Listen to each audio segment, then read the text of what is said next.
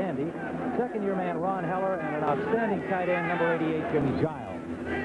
2nd and 5 for the Buccaneers. Their opening offensive series of 85. Wilder again breaks the tackle and has running room. James Wilder to the 41-yard line of the Bears. Leslie Frazier and Steve McMichael finally pulled him down, but a first down, Tampa Bay. Good blocking in the offensive line, but there was a couple of missed tackles, and of course it's easy to miss a tackle against Wilder, who weighs 225 pounds. Gary Fencik, number 45, had his hands on him, but he busted away, took off down the field before Les Frazier and a host of Bears pulled Mr. Wilder down. He's carried the ball both times, one by pass, one by run, and of course that was the model last year for Tampa Bay. Look at that, 407 carries, a league record a year ago. 25-yard gain for Wilder. DeBerg on play action has Giles wide open. Jimmy Giles for a first down, Tampa Bay, all the way to the Chicago 22-yard line. Fencik and Dave Duerson made the tackle there. And what a fake by DeBerg, and then a roll out to the action. Watch the fake to Wilder. Everybody clamps on Wilder. Now Giles, when he gets this ball, I thought he was going to lateral back to the quarterback. There's DeBerg, and he threw it to him, was just right behind him, but he just takes off down the field. He was wide open. Jimmy Giles, who will be playing more this year because he's going to be in on third down situations with the new one-back offense. 17-yard gain, another Buccaneers first down. Singletary wildly organizing the Bears defense. Wilder takes it wide and gets to the 20-yard line for a gain of 3, where Singletary, number 50 for the Bears, made the tackle. Singletary was one of 3 Bears holdouts, the only one who came in. His defensive teammates, Todd Bell and Al Harris, no doubt looking in today. Defensively across the front, Hartenstein, McMichael, Dan Hampton, and NFL sack leader a year ago, Richard Dent. The linebacking core has been adjusted somewhat with Wilbur Marshall in place of Al Harris. And the secondary, Richardson, Frazier, Dave Duerson in Todd Bell's spot, and Gary Fencik, the veteran free safety. Second, and let's call it 6 for Tampa Bay at the Bears' 20-yard line. Wilder hit behind the line of scrimmage, breaks tackles, but is finally plowed down right at the 20 for little, if any, gain. But he shook off 2 Bear tacklers who had a chance to drop him for a loss. Singletary and Duerson finally pulled him down. That's what you call penetration by the defensive line. Dan Hampton busted by Grimes to center and just took care of any kind of coordination on that play. You know, a lot of people are saying that Tampa Bay has an advantage of this game because they've been working out in that humidity down in Florida. It's going to be hot. You're going to see some reserves playing because, as you said, Tim, it's very hot on the football field. At the 20-yard line on third down, Sean Gale in defensively. DeBerg hits Jerry Bell, and Bell bulls his way close to the goal line, finally stopped by Sean Gale, the nickelback, number 23, but Jerry Bell, 230-pound U-back, just overpowered young Mr. Gale. Well, it was Mike Richardson, number 27, who went for the interception there. Instead of going for the tackle, went for the interception, and Bell showed some determination here as he busted over Sean Gale and almost got himself into the end zone. And I think the Tampa Bay Buccaneers remember the last 3 games where they've been outscored by Chicago, I believe 107-25, and I think there's a little feeling they want to make amends and get even a little bit. First and goal at the 1.5-yard line. William Terry, the refrigerator, in defensively for the Bears. Play action, wide open, touchdown. Beautiful play, well executed to Calvin McGee, the rookie tight end from Southern University, running out of the U-back position. Perfectly executed touchdown. There was a mistake in the defensive backfield because he's open right now. There's nobody even around him. And finally, DeBerg spots him and says, I better get the ball to him before it gets out of the end zone. Easy, nice, tough drive by the Tampa Bay Buccaneers. And, of course, we'll have to be talking about how much do the Bears miss those 2 defensive holdouts because it seemed like Tampa Bay romped right down the field. An impressive opening offensive series for the Tampa Bay Buccaneers. Midway has the point after, and so the Tampa Bay Buccaneers under Lehman Minutes strike first here in Chicago. DeBerg to McGee, 7-0 Tampa Bay.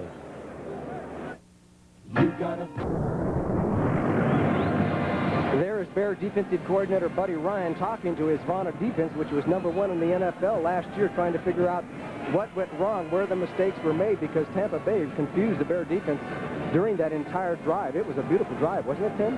71 yards and 7 plays, Johnny, and got to be a great feeling for Steve DeBerg and company with a somewhat reconstructed offensive line. George Yarno back from the USFL. Ron Heller, the second-year man from Penn State, playing hurt with a sore knee. Randy Grimes taking over for Steve Wilson at center, and they really just plowed their way down, and Igwe knocks another one deep near the end line, and Ken Taylor elected not to bring it out, the rookie defensive back number 31. So Chicago will start again from their 20-yard line. It also has to be an early confidence builder for DeBerg, who did not have a good game last week in the final exhibition season. As we look at some scores here, Atlanta has the early lead over Detroit, 7-0 first quarter. And New England in front of Green Bay, 7-0 on a Tony Collins 11-yard touchdown run. The Giants quickly in front of the Eagles, 14-0. Phil Simms has a touchdown pass on the first score of the game to Lionel Manuel. First down, Chicago Bears. Suhey in motion. They give to Payton. Payton skips inside blockers, has Moorhead in front of him. Payton to the sideline. Over the 40 to the 42-yard line of Chicago. A 21-yard pickup for Walter Payton. Ivory Sully and Chris Washington. 44 and 51 made the tackle. It looks like Payton broke one of his shoulder pads there. He's changing clothes quickly, but on this draw play, he just met great quickness as the Bucs actually had a defense that he is so quick to the sidelines, gives him that little strut, carrying the ball in one hand, little high knee, then he puts the ball away, and finally the Buccaneers come over and stop him. And you got to gang tackle Walter Payton. You got to gang tackle him or you are in big trouble.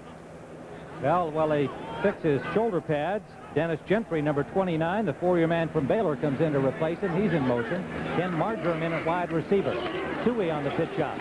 Suhey cuts it upfield, fumbled the ball, but play had been whistled dead at the 46-yard line. It'll be a 4-yard gain for the Chicago Bears, and Suhey was lucky that they got a whistle. Hugh Green really put a hit on him, and Suhey is really groggy. Calvin Thomas came on the field immediately to help his teammate off, and Thomas will go in to replace Matt Suhey. Hugh Green had a series of injuries last year, one of them off field from an automobile accident, is at 100% and raring to go. Hugh Green is 53 now. You're going to see what happens. Suhey cuts back up the field and then runs into the pursuit back the other side. We'll have to see if he gets hit in the head because they seem to be kind of groggy and dizzy. A couple of, he just got hit by a couple of big boys, one of them being Hugh Green. So Suhey getting some attention on the Bears bench. Calvin Thomas is in the ball game, number 33 at fullback. Second and a long 5. Short drop, a quick kick shot to Willie Gault. Gault trying to get away from John Holt, number 21, but Holt pulls him down. However, Chicago picks up a first down at the Buccaneer 42-yard line. And now for an NFL Today report of the Giant-Eagles game. Let's go to Brent Musburger in New York. Tim, the Giants have jumped all over the Eagles in the Meadowlands. Phil Simms threw for a touchdown. Here's Joe Morris for the second one. And the Giants lead the Eagles 14-0. Let's go back to Tim and Johnny. Okay, Brent. Well, a lot of people like the Giants in that very tough East Division of the NFC. First down, Chicago Bears at the Tampa Bay 42. Second offensive series for Chicago. They trail 7-0. The Buccaneers scoring on their opening drive. McKinnon in motion. They give it to Payton. Payton dances his way to the 35-yard line at Tampa Bay for a pickup of nearly 7. Hugh Green and Ivory Sully, the former Los Angeles Ram, made the tackle for the Buccaneers. Payton with 33 yards on 3 carries. Wilder has 29 yards on 3 carries for the Buccaneers, including a 25-yarder that led to the Tampa score. There's Matt Suhey back on his feet, so I think it really was you can get knocked in the head and kind of lose consciousness for 3 or 4 seconds, rings your bell, and then usually you kind of, the cobwebs shake out and you're okay. It appears he's okay. A little early action, John Cannon, number 78, whether he was drawn over, and he may well have been, by his opposite number 78, Keith Van Horn. We'll find out from our referee today, Gene Barth. Well, they called 79. They called it on Kurt Becker, the guard, rather than Van Horn. Van Horn and the 278, John Cannon, were talking about it. And Van Horn said, "You did it." He pointed at him and said, "You did it." And Becker just went. And Becker said, "How did I get involved?" That's great. Becker says, "Hey, you know, I might lose a point in my grading system for that. Let's get the right man here."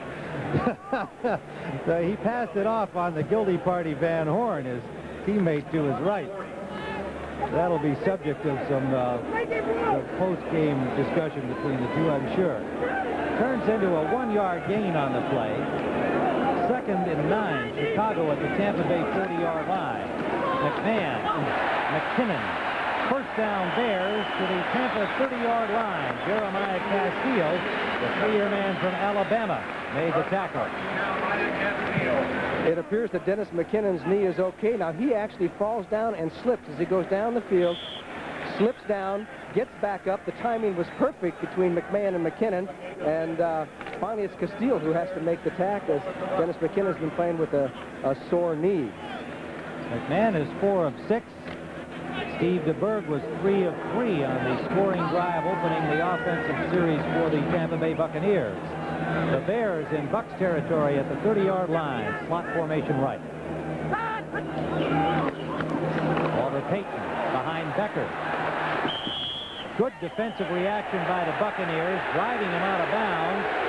The linebackers and the nose man, Dave Logan. Number 58, Jeff Davis, over there out of bounds with Logan, number 76. Payton picked up 3 yards. It'll be 2nd and 7. The Bears fans thought it was a little bit rough on the sidelines. I'll tell you, number 78 Van Horn and number 78 Cannon are having a real battle. And once again, they went at it on that play. As you look at Mike Ditka, who used to go at it with everybody. An offensive intimidator when he was a player, and usually your intimidators are on defense. But he was an offensive intimidator. The Buccaneers have rookie Ron Holmes in at right defensive end, number 90, the number 1 choice from Washington, bothered with an Achilles injury. 2nd down, and gets time. Wobbly pass for McKinnon, incomplete. On the coverage, number 44, Ivory Sully, coming up, ready to put a wrap on McKinnon. The pass not well thrown, and McKinnon unable to pull it in. I think maybe Jeff Davis might have ticked that ball. The linebacker dropping off. He got his hand up there, and he might have ticked that ball slightly. There's a look at Jim McMahon a moment ago as the Buccaneers send in extra defensive backs, and we give you some scores. San Francisco on a touchdown run by Roger Craig leads Minnesota 7-0. Kansas City in front of New Orleans on a pass from Bill Kennedy to Walt Arnold, 7-0. And it is 3rd down here, and nearly 8 yards to go. Out of the shotgun, flags are down. The pass to Payton makes a good one-hander. Payton has first down yardage, and is hit just inside the 20-yard line by Ivory Sully. But a flag was down before the pass was thrown. I think David Logan might have jumped offside unless he was drawn offside. It was 76 who came across the line of scrimmage, so I imagine it will be declined. Defense, 56, offside, penalty refused, first down. The offside penalty against the Buccaneers declined by Chicago, and they'll have first down on the gain just inside the 20-yard line of Tampa Bay. Defensive substitutions for the Bucs now on first down. Jim McMahon, you saw his haircut if you saw the opening of our telecast today. Something he decided to do during training camp out of boredom in Platteville, Wisconsin. On first down, it's Walter Payton trying to get wide. And good defensive work again by Tampa Bay. Coming up to force the play, David Greenwood, number 30. Even though he was blocked, he forced Payton to change his direction. You called it right. It was Greenwood who came across. He was going to be blocked by Covert. The left tackle pulling on that play from the left side all the way to the right on a right-end run. And Greenwood, who was playing his first game for the Tampa Bay Buccaneers, got across the line of scrimmage, took the hit, and messed up the play. Loss of the yard. As it turned out, good work by Greenwood. The tackle was made by Jeff Davis, number 58. Greenwood, a rookie from Wisconsin, a rookie in the NFL, has been playing in the USFL. His rights were owned by New Orleans, acquired in a deal by the Bucs this past week. Play action, good fake by McMahon, and touchdown, Dennis McKinnon.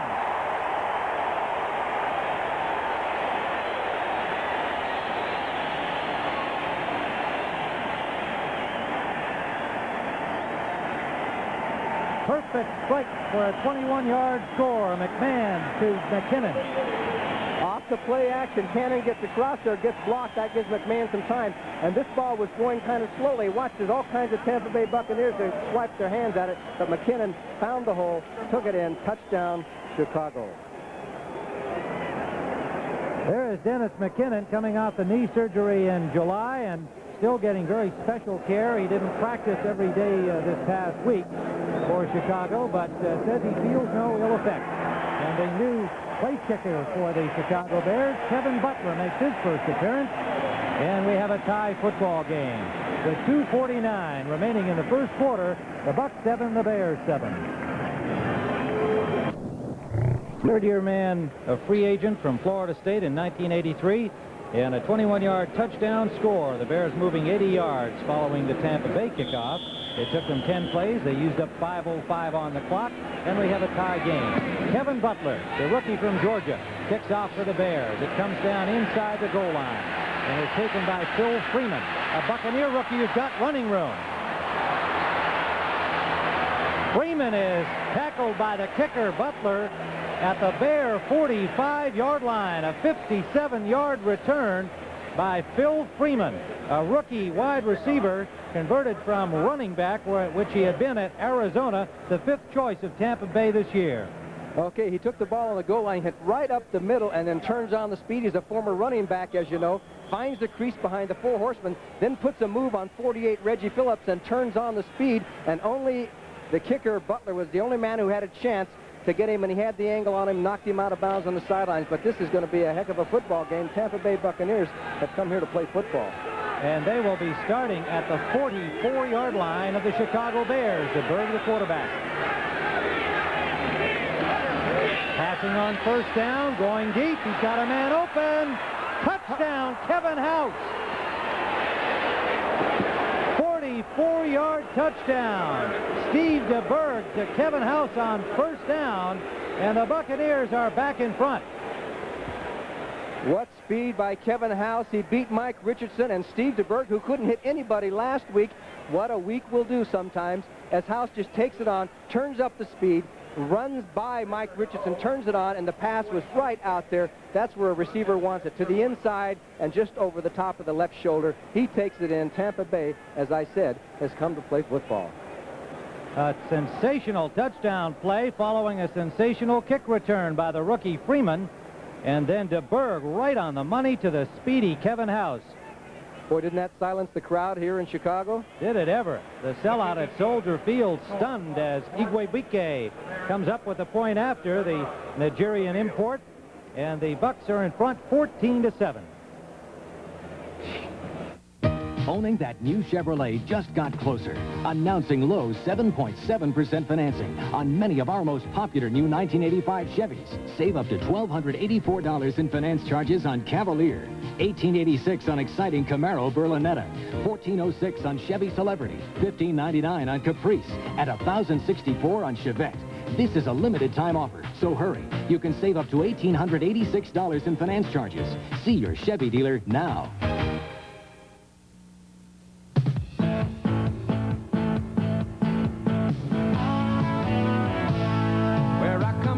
Stand proud and tall, they'll look you right in the eye. A place where pride is worth a whole lot more than money can buy. Where people care about their family, where laughter's sincere, where your word is your word, a friend's a friend, and Miller's the beer. Miller's made the American way, born and brewed in the USA. Proud as the people who are drinking it today. Miller's made the American way. Miller contains no additives, no preservatives. Miller Beer. Purity you can see, quality you can taste. Miller's made the American way. Miller's made. Tim Ryan with Johnny Morris. A picture touchdown, Johnny. Yes, it was the regular 5-step drop back, good pass blocking by the Bucs, and a perfect pass, just the old fly pattern, and you depend on your receiver to beat the cornerback who was man for man on the coverage. And that was a classic. If you're going to beat the Chicago Bear defense, you beat them that way, because they give you a lot of one-on-one coverage on the corners. And the one on the one was number 27, Mike Richardson. Just was beaten cleanly by the speedy Kevin House, who does that to a lot of guys one-on-one. They must have been watching the game films. Richardson got beat last week on a one-on-one situation. And that was somewhat history-making, that series of 2 plays by Tampa Bay. Look at Igwe Bike. Just drilled it not only through the end zone, but right into the stands. And I think through the uprights. Wow, that's impressive. You know, they could put in a new rule. If you kick off and it goes between the uprights, give you 1 point or something like that. You know, let's spice up the game. Yeah, he is from Anambra, Nigeria, and was brought to Clemson by a friend of his from his childhood, Obed Oriri, and wound up beating out Oriri as the kicker for the Buccaneers. So I don't know whether they're still talking to each other or not. Oh, yes, they are. Oriri will probably turn up on somebody else's roster. First down, Chicago from the 20-yard line, as Igwe has not given them anything else to work with. They're starting from the 20 again. Thomas and Payton, the running backs. Waller Payton trying the inside, off tackle to the right. A gain of about 6 yards to the 26-yard line. It'll be 2nd and 4 as Cannon and David Greenwood made the tackle on Walter Payton. And you can see our official temperature on our official thermometer. It's 94 degrees, but of course it's much harder out on the carpet. And this will be a factor, I think, more in the second half. Wouldn't you have to imagine? It's hot when you're down on that carpet. They say about 120. Definitely going to have some effect as the game goes on. That thermometer mounted just behind the Bears players' bench on the near side of the stadium. So it is 2nd and 3, Chicago. Calvin Thomas appears to have gained the first down over the 30 to the 32-yard line. Stacked up by the middle of the defense of the Buccaneers, with Jeff Davis and David Logan making the tackle. And something new at Soldier Field is air conditioners. Because it is so hot, they have put air conditioners down by the benches. It throws out air at about 60 degrees, dehumidified air, and it's also on the other side for the Tampa Bay Buccaneers. They've never had that here before. Usually they had just fans. They decided because it was so hot they would try and help the players a little bit. I don't know how much it helps. First down, Bears from their own 32-yard line in the I formation. Matt Suhey has not returned from that bell ringer administered by Hugh Green. This is Calvin Thomas running hard. And Thomas picks up about 5, maybe 6 yards running straight ahead. Thomas reported a little heavy to the training camp this year and is certainly playing over his listed weight of 220, but seems to be perambulating quite effectively. Well, he is still in there, so Matt Stewie must be a little bit dizzy still. Thomas, of course, has 2 bad shoulders. He's had to run more straight up because of shoulder injuries. And there is Matt Stewie, who was trying to gather his thoughts. So it'll be 2nd and 4, a 6-yard pickup by Thomas. The ball at the Bears' 37-yard line. They trail 14-7 as the Buccaneers struck quickly following the kickoff return by Freeman. McMahon forced from the pocket and then is sacked. First sack of the day by either team at the 35-yard line, a loss of 2. Jeff Davis, number 58, made the tackle on him. A loss of 2. They brought a lot of people that time. Jeff Davis and Keith Browner, everybody putting the blitz on as they force McMahon to run through in the pocket, and there's a whole bunch of linebackers to pick him up. So a pretty good pass rush. Fair coverage downfield. McMahon could not find a receiver. So the gun sounds ending the first period of play here at Soldier Field in Chicago, with the Buccaneers 14 and Chicago 7. A 4-man front now for Tampa Bay, showing something different with Green and Washington, the lone linebackers on 3rd down. And the pass for McKinnon incomplete.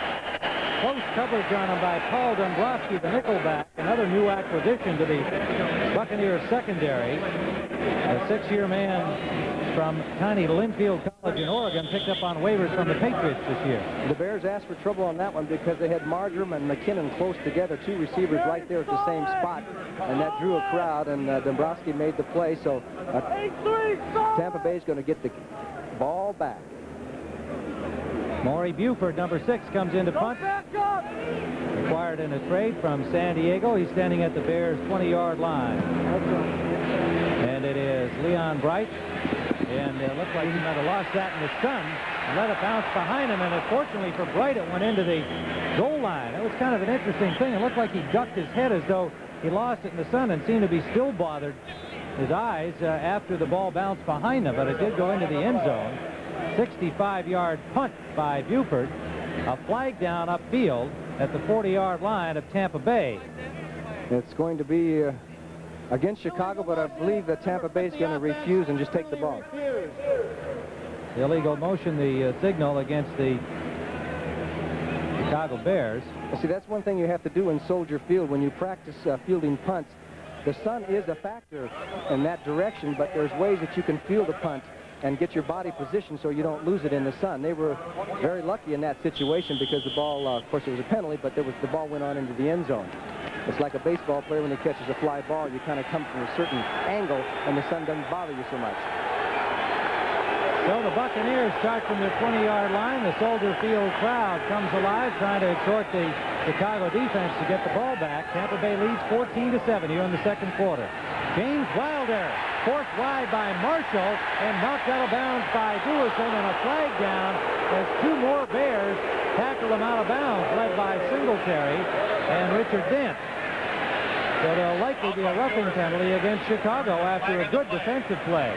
Well, they came out fired up and it cost them. Unnecessary roughness on a late hit, number 15 yards, They have called it on Mike Singletary, and that is what you say is nullifies a good defensive play. Actually, it was Otis Wilson who came across the line of scrimmage to force Wilder to go deep. And we'll see the end of it here. There's Duerson, 22, and here comes Singletary, and it's a good call because he's way over into the white. That white stripe is 6 feet wide, and Singletary hit him at least 4 or 5 feet beyond there. So it was a good call and should have been called. From the 33-yard line, first down, Tampa Bay. They lead 14-7. Tim Ryan and Johnny Morris here at Soldier Field, where the temperatures are in the 90s. Wilder breaks another tackle and bowls close to a first down over the 40 to the 42, where Gary Fencik, the safety man, number 45, finally made the tackle, a 10-year man from Yale. Wilder has been nearly unstoppable here in this first half. Well, he's an Iron Man. Anybody that carries the ball 407 times, which is an all-time record. When you think of some of the football players that have been dominant football players, none of them carried as many times as James Wilder. 36 yards for Wilder on 5 carries thus far. It is second and a yard to go for Tampa Bay. And it's Wilder again. Cuts it upfield for a first down. Tampa Bay close to the midfield stripe at the 50. And Gary Fencik again having to make the tackle deep in the Bears secondary. And it was Jimmy Giles who threw the block to allow Wilder to delay and then cut up the field. He had Wilbur Marshall, stayed with him, then kicked him out as Wilder moved up the field. So Jimmy Giles throwing a few blocks out there. Gene Sanders has come in at left guard for the Buccaneers, replacing Steve Corson. Sanders, number 74, 7-year veteran from Texas A&M. First down, Tampa Bay. Steve DeBerg, 5 for 5 so far today for Tampa. 46 defense for the Bears. Short drop. Flares it out for Gerald Carter, complete for a gain of 4. Hit immediately by Leslie Frazier, number 21. DeBerg is 6 for 6. His touchdown pass was the longest of his career as a Buccaneer, a 44-yard strike to Kevin House. Have you noticed most of the Tampa Bay passes have been from the short drop? In other words, you're not giving the Bears a chance to tee off on their blitz or with their good pass rushers, trying to get rid of the ball. Even on the long pass, the 44-yard touchdown pass, he just dropped back quickly, threw it up and over before the rush had a chance to get there. Good strategy by Tampa Bay. The gain turns into a 4-yard mark. It is 2nd and 6 for Tampa Bay in Bears territory, and early action on the left side of the Bears defensive line. Flags are down. Hartenstein jumped. False start on the quarterback. Illegal movement, 17. And the reason he jumped was Steve DeBerg was charged with a false start, illegal movement, usually jerking your head up or making some kind of a motion, Illegal perhaps movement by the quarterback. stepping back. Penalty, still second down. And Gene Barth. They put that rule in a few years ago. Remember when some of the quarterbacks used to jerk their heads or whatever they could do to change their inflection to pull them off sides, and they finally decided they had to control that. So the loss of 5 makes it 2nd and nearly 11 back in Tampa Bay territory at their own 49. Slot formation left, the U-back Bell on the wing. DeBerg, whoa, what a catch by Carter. No, he couldn't hold on. Nice try by Gerald Carter, number 87. A diving attempt with coverage from Richardson, but the ball hit the turf. Gerald Carter's had some big games against the Chicago Bears. He got 21 passes in the last 4 times that they've played each other. He had a big bomb against Chicago in the early in the season last year. Theo Bell comes in to give the Buccaneers 3 wide receivers. Jerry Bell, the U-back, comes out. DeBerg's first incompletion of the game so far. He's now 6 of 7. The Buccaneers hoping to change that number. 11 consecutive losses on the road. They lead here in the 2nd quarter. 3rd down. They give it to Wilder. Wilder is stopped short of the 1st down by 5 or 6 yards as Singletary made the tackle on him, and Dan Hampton, number 99.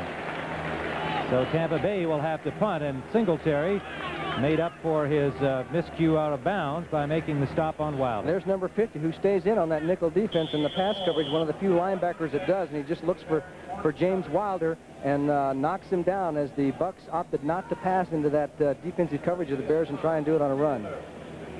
Frank Garcia in for his first punt of the ball game for Tampa Bay. Ken Taylor, Bears rookie, is back for it. Garcia nails that one. Comes down at the 5, but bounces upfield. And there's a loose ball near the 10-yard line, picked up by the Buccaneers, taken into the end zone by Ivory Sully, number 44, but he cannot, in that situation, take the ball in for a touchdown. He cannot advance it, but the Buccaneers have the ball. 1st down at the Chicago 11-yard line. How about those turn of events? You cannot, it was a muff, like you say, he never had possession, so you can't take it in for the touchdown. Ball was touched by the receiving team, recovered by the kicking team, but he cannot advance. It's their ball, 1st down. And it was touched by the rookie Taylor, who saw the ball go over his head. He thought it would be a touchback, but watch the bounce. It hit him right in the chest. He was surprised, I'm sure, to see the ball come back upfield because it was headed toward the end zone. And there's Sully picking up the loose ball, and it's Tampa with a great opportunity here. 1st down at the 11-yard line of Chicago, and they lead 14-7 with 11:37 remaining in the 1st half. Lone setback is Wilder. He has the ball. No play action. Nice fake. Touchdown, Jerry Bell. Steve DeBerg with a beautiful fake, and Jerry Bell wide open as the Bears twice now have left receivers wide open for scores. Just tremendous faking, and of course Wilder takes the ball so much as the counter, and you can see everybody goes for James Wilder, and Bell is, God, he is so open, it's hard to analyze it. A mistake on the defense somewhere. So Tampa Bay again taking advantage. Right after the big play, they had a 57-yard kickoff return by rookie Phil Freeman. They struck on 1st down with a 44-yard bomb to house. Here they recover on the muff punt return by the Bears as Uwebike connects on the point after. And on 1st down, DeBerg hits Jerry Bell, and it is 21-7 Tampa Bay. 128 players later, it's come down to the top 2. John McEnroe, the number 1 seed, defending champion, against number 2 Ivan Lendl, coming up at 4 o'clock Eastern time here on CBS Sports. And if it's as exciting as McEnroe's match with Vilander yesterday, you're in for some real serious tennis excitement today. Short kickoff from Uwebike, and it's taken by Gentry, who runs it over the 33-yard line. It is straightened up literally by Irvin Randall, the rookie linebacker from Baylor. A good field position for the Bears after the 18-yard kickoff return by Gentry. They'll be at their 33-yard line, trailing 21-7. The Tampa Bay Buccaneers have shocked the Bears in this 1st half of play. They got a big break, and they took advantage of it. On that punt, if you had seen that punt, you'd never believe that it would have gone backwards because it was coming at such a line drive, but sometimes the point of the ball hits a certain way. They got a break. 1 play later, they score. That's what you call taking advantage of your breaks. So McMahon brings out the Bears in the I formation. Still Calvin Thomas for the injured Matt Suhey. Play action on 1st down. McMahon has a man open, complete. Willie Gault at the 45-yard line of Tampa Bay. And on the coverage and the tackle, Jeremiah Castile, a 22-yard pickup. Olympic speed for Willie Gault. Jeremiah Castile is going to give him plenty of room. Look at the room between Gault and Castile, and then he gets him going backwards, comes back, falls. The pass was perfect for McMahon. That's what you call timing on the precision passing game. First down at the 45, and chatting with Willie Gault yesterday, he's eager to catch more passes than he has in the past. He feels somewhat demeaned. He thinks people still don't accept him as a football player and a top NFL receiver. But he says, I'll play my role. I'd like to get those bombs, and I'd like to get those possession plays. First down. Man open is Gault. Oh, he dropped the ball. Perfect pass from McMahon to Gault, who had everybody beat, and he dropped the ball.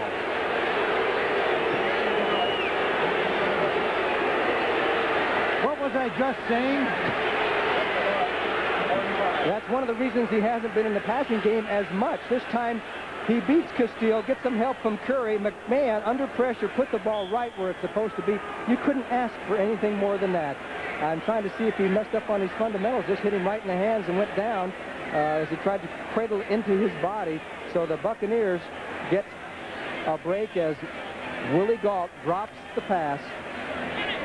And he'll remember that one for a long, long time. 2nd and 10, a 4-man front for the Bucs. Don Fielder, Carl Morgan, and rookie Ron Holmes are now in on the front with David Logan. 5 defensive backs on 2nd and 10. McMahon gets some time, and he's got the tight end Reitman. Reitman down to the 20-yard line.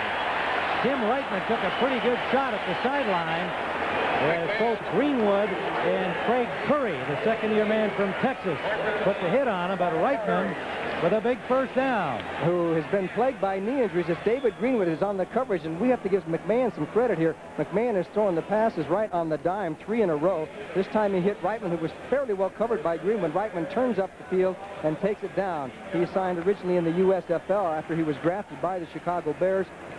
Played for the Blitz in Arizona and is back and made this football team as a backup to Emory Moorhead. Drafted by the Bears in 1982 as their number 2 pick out of UCLA. Went to the USFL and signed as a free agent this year. Play action on first down. McMahon with lots of time and a wide open Calvin Thomas. Inside the 10, breaks the tackle inside the 5. First and goal, Chicago. On the tackle, number 30, David Greenwood, has been a busy man in his debut as a Buck. And Hugh Green there with a number 53. Well, everything is off the play action, and McMahon seems to be getting his time. They take the blitz and knock 53 out of there. That's Hugh Green. And here's Thompson. You'll see Brantley, 52, misses the tackle as Thompson shows some pretty good agility. And finally, a host of Bucks take him down. So the Bears were thwarted when Gault dropped it.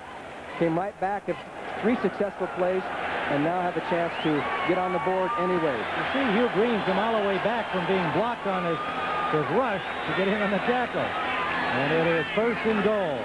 Andy Frederick in a tackle, number 71 for the Bears, and Thomas runs out behind that side and gets to the 1-yard line.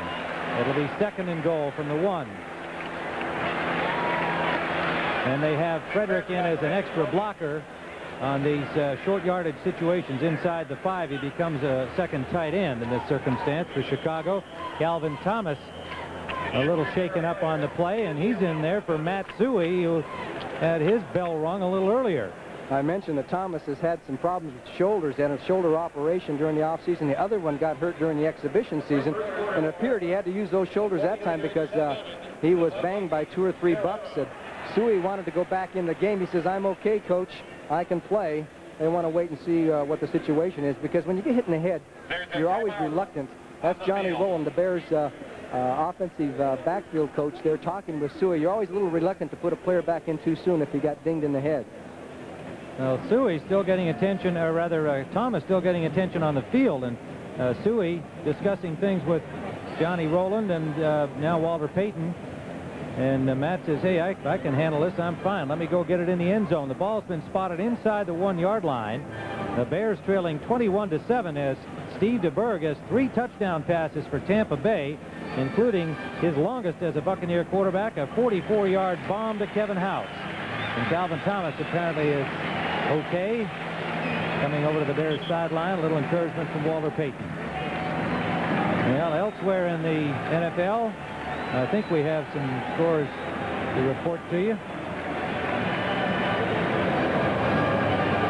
Green Bay trailing New England 12-0 now, and that's help, of course, for both the Bears and the Bucs when other division rivals are losing. The Giants continue to lead Philadelphia 14-0 in the second period.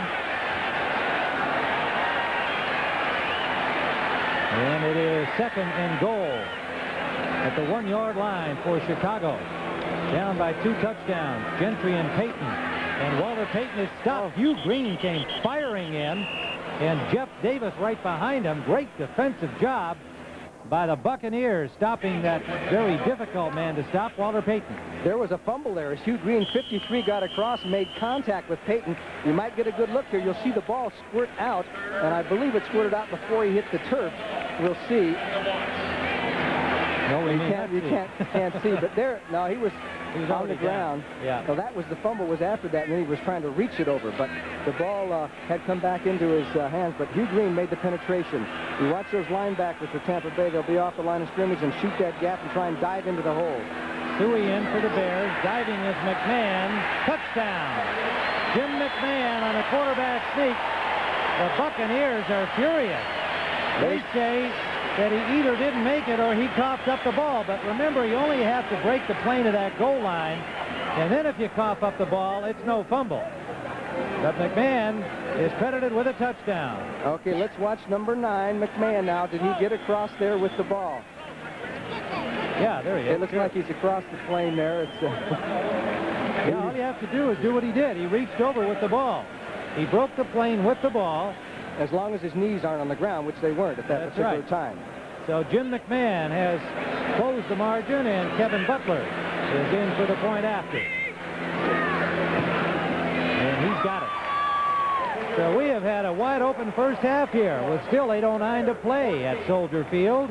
The Bears close the margin to 7. Tampa Bay 21, the Bears 14. Over 100 years ago, Frederick Miller started an American tradition. He put his beer in clear bottles to show its purity, its quality. Miller's made the American. Tim Ryan and Johnny Morris at Soldier Field, where the Chicago Bears have taken the ball in from 67 yards away in 7 plays, using up 3:22 on the clock. McMahon on the quarterback sneak for the score. And it's a 21-14 ball game. Kevin Butler will kick it off for Chicago. Freeman and Bright the deep man, and Butler nails it through the end zone. A little following wind as we saw Midway knock 2 through the end zone when he kicked from that end, and the Georgia-Clemson rivalry continues. These two young men faced each other in a game last year, and Butler came out on top as his team came out on top. Midway had 3 field goals in that game. 134 times out of 184 in his college career, Butler's kickoffs were not returned as he was able to hit them that deep. And these are 2 of the outstanding kickers from the NCAA. St. Louis in front of Cleveland 7-3 in the second period, and Kansas City 13-3 over New Orleans in the first quarter. And again, the crowd cheering for the Bears defense, last year's #1 to stop the Bucs, but they can't stop Wilder. Wilder nearly got down the sideline. A flag on the play, tripped up by Mike Richardson, or he might have gone the distance. A 15-yard gain for James Wilder. This is probably going to be called back, but it was still a heck of a run by James Wilder. He broke a tackle. Otis Wilderson had him dead to rights, number 55, and you got to hit Wilder. Make sure you got a hold of him. He just bounced right up on him. Illegal use of the hands, 10-yard penalty from the spot of the foul. It'll still be first down. Well, that was Kevin House charged with the penalty for a downfield block that was illegal, and probably Wilder didn't need the help at that point. Had he shaken that last tackle, he would have been long gone. Well, as a blocker downfield, whenever in doubt, and you know that your ball carrier's already got 15 or 20 yards, you're best not take a chance. He was trying to get his head to the side of Mike Richardson, but you see he hits him right in the back, and there was just really no reason to take that kind of a chance of hitting the guy. The intended receiver, perfectly timed pickoff, Dent and Jerry Bell are having a set to down at the 10-yard line. And flags are thrown down there as things getting a little physical here. Richard Dent, that's Otis Wilson, 55, but it was Dent who got into it. What a nice interception. The 10th by Fencik against the Buccaneers in his career. And I don't think DeBerg even saw him as he saw Carter coming across the field. Fencik there just as a safety there, just stood in there, watched the quarterback, and stole the ball, and they're going to rule it down right there that there was contact by Carter so that Fencik could not get up and run down the field. Now there's a penalty. Illegal motion on Tampa Bay. That penalty is automatically refused. I have a personal foul, unnecessary roughness after the interception. Will penalize Chicago 15 yards, and it'll be their ball, 1st and 10. Well, you saw where Fencik was down, as you said, Johnny, at the 36 would have been the line of scrimmage, not at the 20 where he had run the ball to. Now, from that point, they're assessed 15 yards for unnecessary roughness. They didn't... Otis Wilson was involved in the situation. Yeah, I think it was Richard Dent, frankly. It was Dent and Jerry Bell who were having at each other, and then Wilson came and got into the argument afterwards. But they did not finger the culprit there. But nonetheless, the Bears have the football. And a 1st down at their own 49-yard line. In motion goes Calvin Thomas. Play action. McMahon is sacked. What a tackle by John Cannon. Number 78, a diving tackle of Jim McMahon, and a loss back inside the 40-yard line of Chicago. And you talk about a big play as Cannon's number 78. Now watch him come across the line of scrimmage. So it gets over Mark Bortz, behind Bortz, 62, makes the dive, and McMahon is not able to get out of the pocket. The Buccaneers, of course, noted for their 3-4 defense. They'll go into a 4-man line sometimes in the 3rd down situation, but I noticed they were doubling the wideouts that time, so I don't think you're going to see Willie Gault and Dennis McKinnon on one-on-one situations too much anymore. 2nd and 20, a 10-yard loss on the play. 2 sacks by Tampa, last year's leaders. The Bears have none so far. And McMahon just simply took off and picked up the 10 yards that have been lost. I think McMahon faked out his own team on that. I don't believe it was planned. If it was what you call a real naked reverse with the quarterback. Hugh Green forced him out of bounds. He wanted to get over to the sideline so he could talk with Mike Dichter about the next play. That was the reason he called that. He wasn't sure what he was supposed to call. The Bears signal in their plays, as you saw Kenny Marjoram coming in with Jim McMahon. In fact, both teams signal in their plays. Mike Ditka is calling the Bear plays today. Lehman Bennett is not calling the Bear plays, the Buck plays for Tampa Bay. Jimmy Ray does that job. Carl Morgan has come in with Ron Holmes to make a 4-man front on 3rd down. And 9 for the Bears out of the shotgun. McMahon sails it up deep, and it is intercepted inside the 5-yard line, intended for Ken Marjoram, picked off by Jeremiah Castile. Well, McMahon just aired that out, and Castile was step for step with Marjoram, and Castile comes up with a big interception as the Buccaneers get the ball back the same way the Bears have taken it away.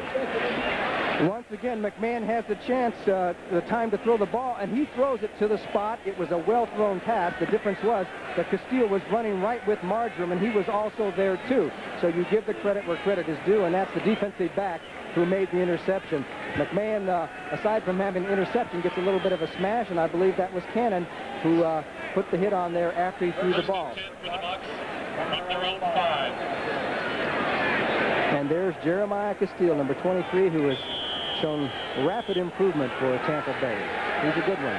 3rd-year draft in 1983, and he has developed very nicely into an NFL quality cornerback. So Tampa Bay starts deep in their own end from the 4-yard line. Steve DeBerg, 7 of 9, 3 touchdown passes, 1 interception. Wilder, the workhorse, dives over the 5-yard line to about the 7. Mike Singletary up into them there, number 50 for the Bears. They'll spot it close to the 8-yard line.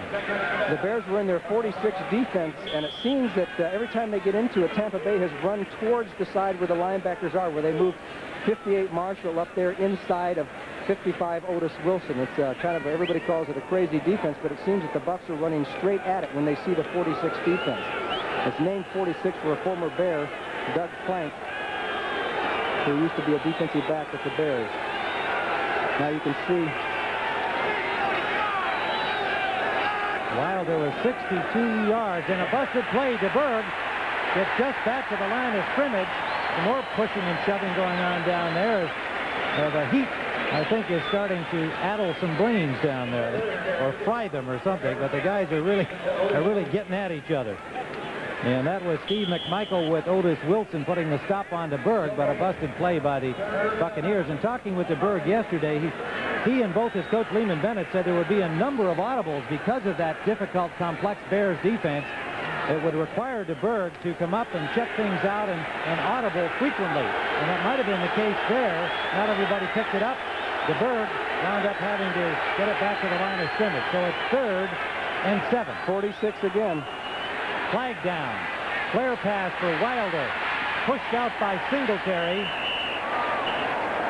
And Wilbur Marshall and Giles going at each other again. Otis Wilson looked like he got across the line of scrimmage a little too soon. Now, whether he was pulled up, I don't know. He was the one that moved first, if that's the call.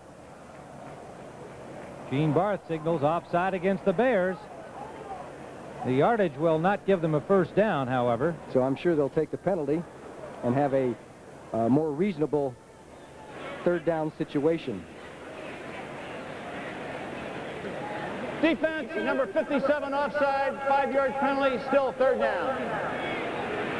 So it'll be 3rd and about 2. There's Otis Wilson arguing that he shouldn't have called me or I wasn't offside, one or the other. Coming up at halftime, and that's 5:01 away on our Here clock. comes the refrigerator man.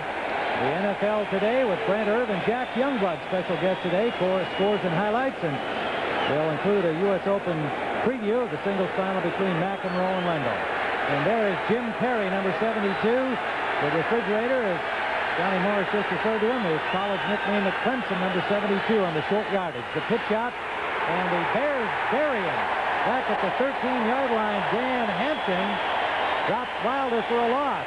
Otis Wilson was there, along with Hampton. Wilder has now carried 10 times in this first half. There's William Perry, number 72, 330 pounds of romping, stomping dynamite. He's going to be playing on short yardage situation. The Buccaneers could use a good punt here. From the end zone, Frank Garcia. With Ken Taylor, the rookie, waiting for it at the Bears' 48. High punt. Fair catch signaled by Taylor at the 48-yard line of the Chicago Bears. A 40-yard punt. 4:12 remaining in the first half.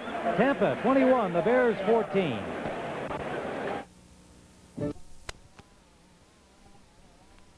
Got some rough spots for the first few games. They look good. They have really confused the Bears on defense. Steve DeBerg said yesterday when we chatted to him that he didn't want to have to compete with a ghost again. He had to do that with Joe Montana at San Francisco, with John Elway at Denver, and now the specter of Steve Young looms behind him. He said, I could just go out there and play my game without thinking about anybody else. Today, so far, Steve DeBerg is doing all that anybody could expect of a quarterback. He has his team in front 21-14 with 3 touchdown passes. And there is Steve DeBerg. And he knows full well that his Tampa Bay team is trying to sign Steve Young and get him in uniform. All right, the Bears first down, complete to Moorhead. Moorhead inside the 30-yard line, and a first down for the Bears.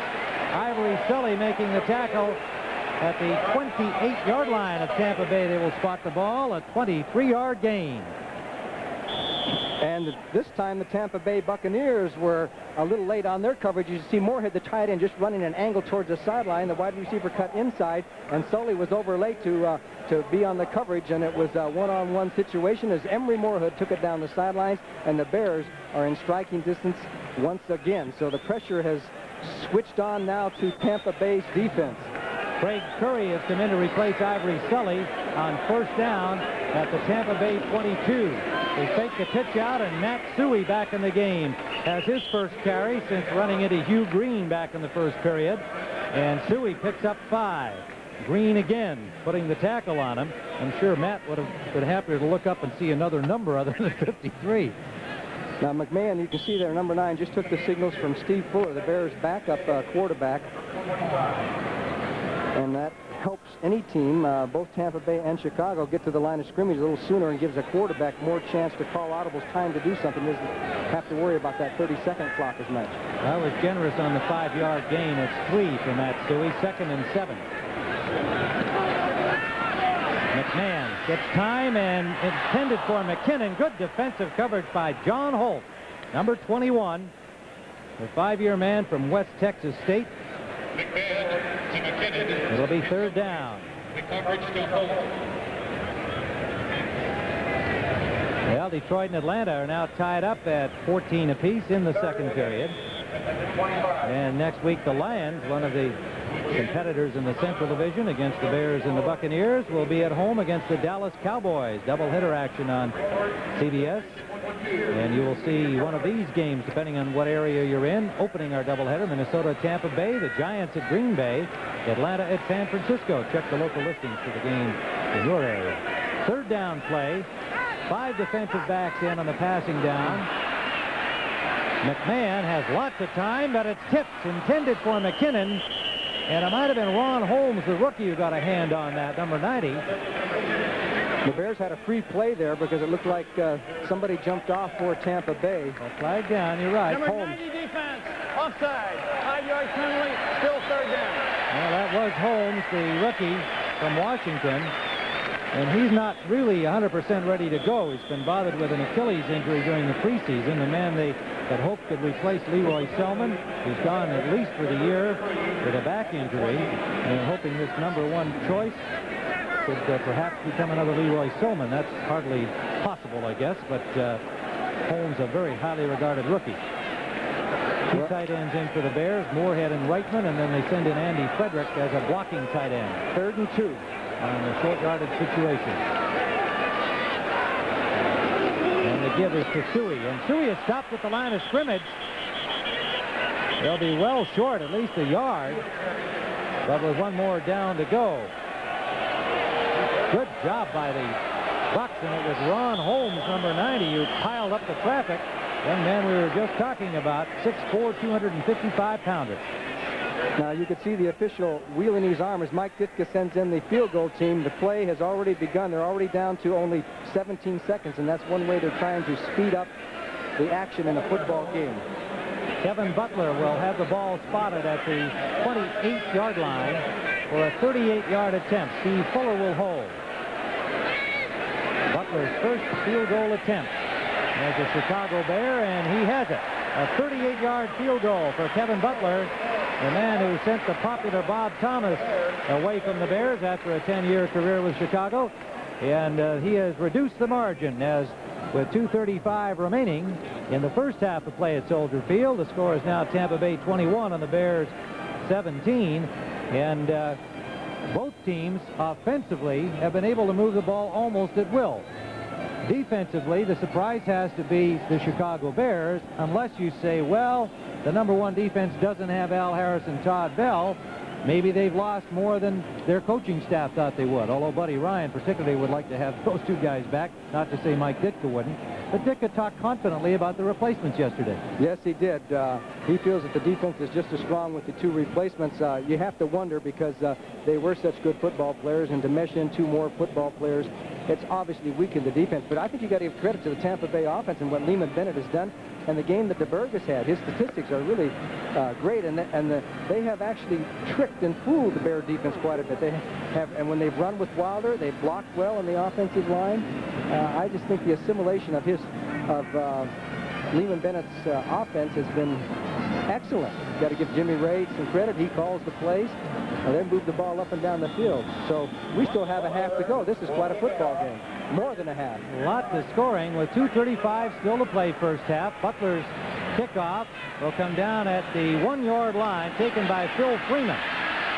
And Freeman this time is stopped at the 22. On his last sortie upfield, he went 57 yards, the longest kickoff return in Tampa Bay history. And then they struck on that 44-yard bomb to Kevin House immediately following Freeman's return. This time a 21-yard return, and Cliff Thrift a new linebacker for the Chicago Bears, acquired from the San Diego Chargers, made the tackle on the play. A 7-year veteran acquired on waivers, and Mike Dick and Buddy Ryan are very happy with his play in the preseason.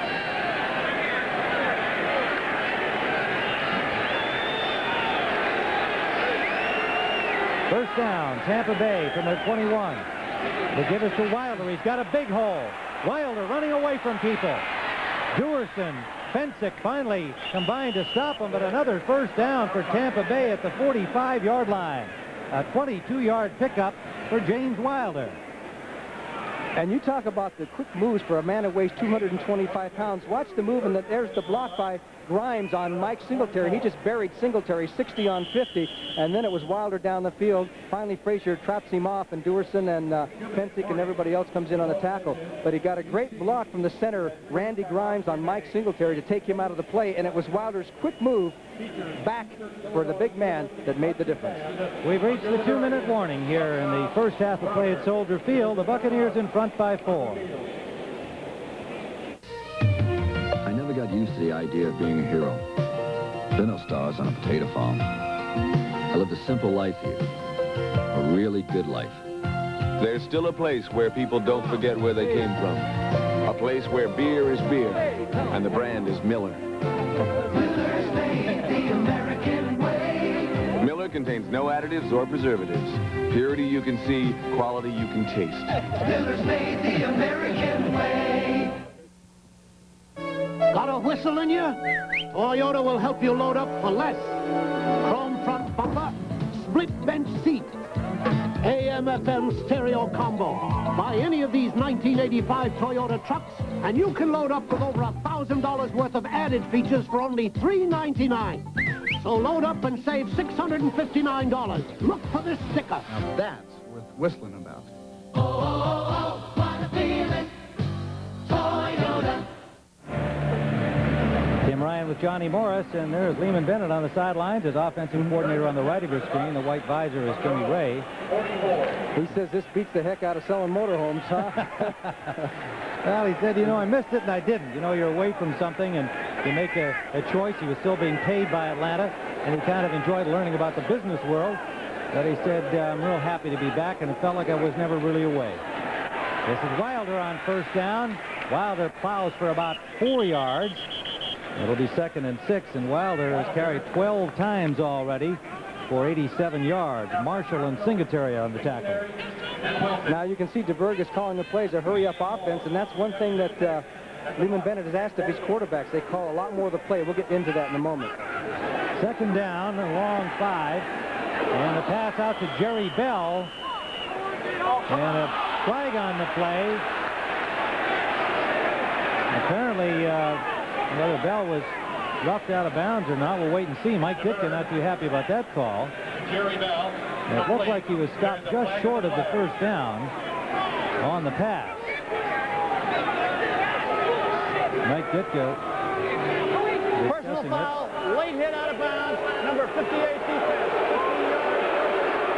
Well, that's Wilbur Marshall, number 58.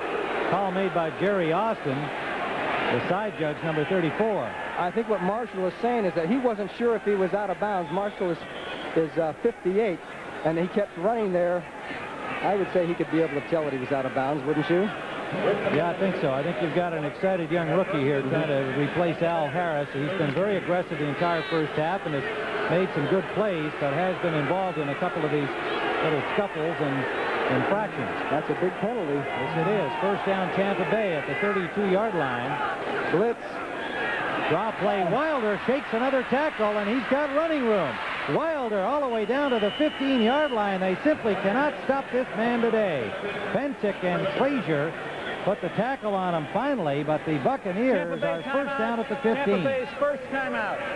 And you talk about a great play. That time the Bears came with the all-out blitz, and if it's not a pass, usually a blitz like that, you see Dave Duerson coming in, and the Bucs picked up on the blitz, creased it, and Wilder did the rest. Dipped inside and outside. What a runner he is. You know, he hasn't really gotten the national publicity that some of these other guys have, but he will. He will. You know, when he came up, you know, he isn't called upon to block so much anymore because when he came up, remember, Tim, he was usually the up back on a two-back offense, and he was called on to block. And he always used to block so well. What a great blocker, what a great blocker. Well, look what happened. He has developed into a great runner, great pass receiver. Geez, he does everything. The last 4 years, he's caught 48, 53, 57, and 85 passes. That's aside from running the ball all the time. I mean, he's really a semi-Superman, you might say. He's over the 100 mark, as you saw, 102 yards here in the first half on 13 carries. Still 1:18 to play as the Buccaneers took their first time out. I'll say one thing, too. Saw him at the hotel. Boys, he dressed well. Boy, he knows how to buy the right clothes, I'll tell you that. Kansas City in front of New Orleans, 23-3.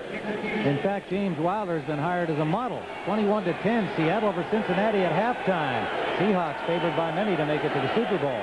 Miami in front of Houston, 13-9. Dan Marino, we're told, was hurt earlier in that game. We have no updated report. On first down, DeBerg, incomplete.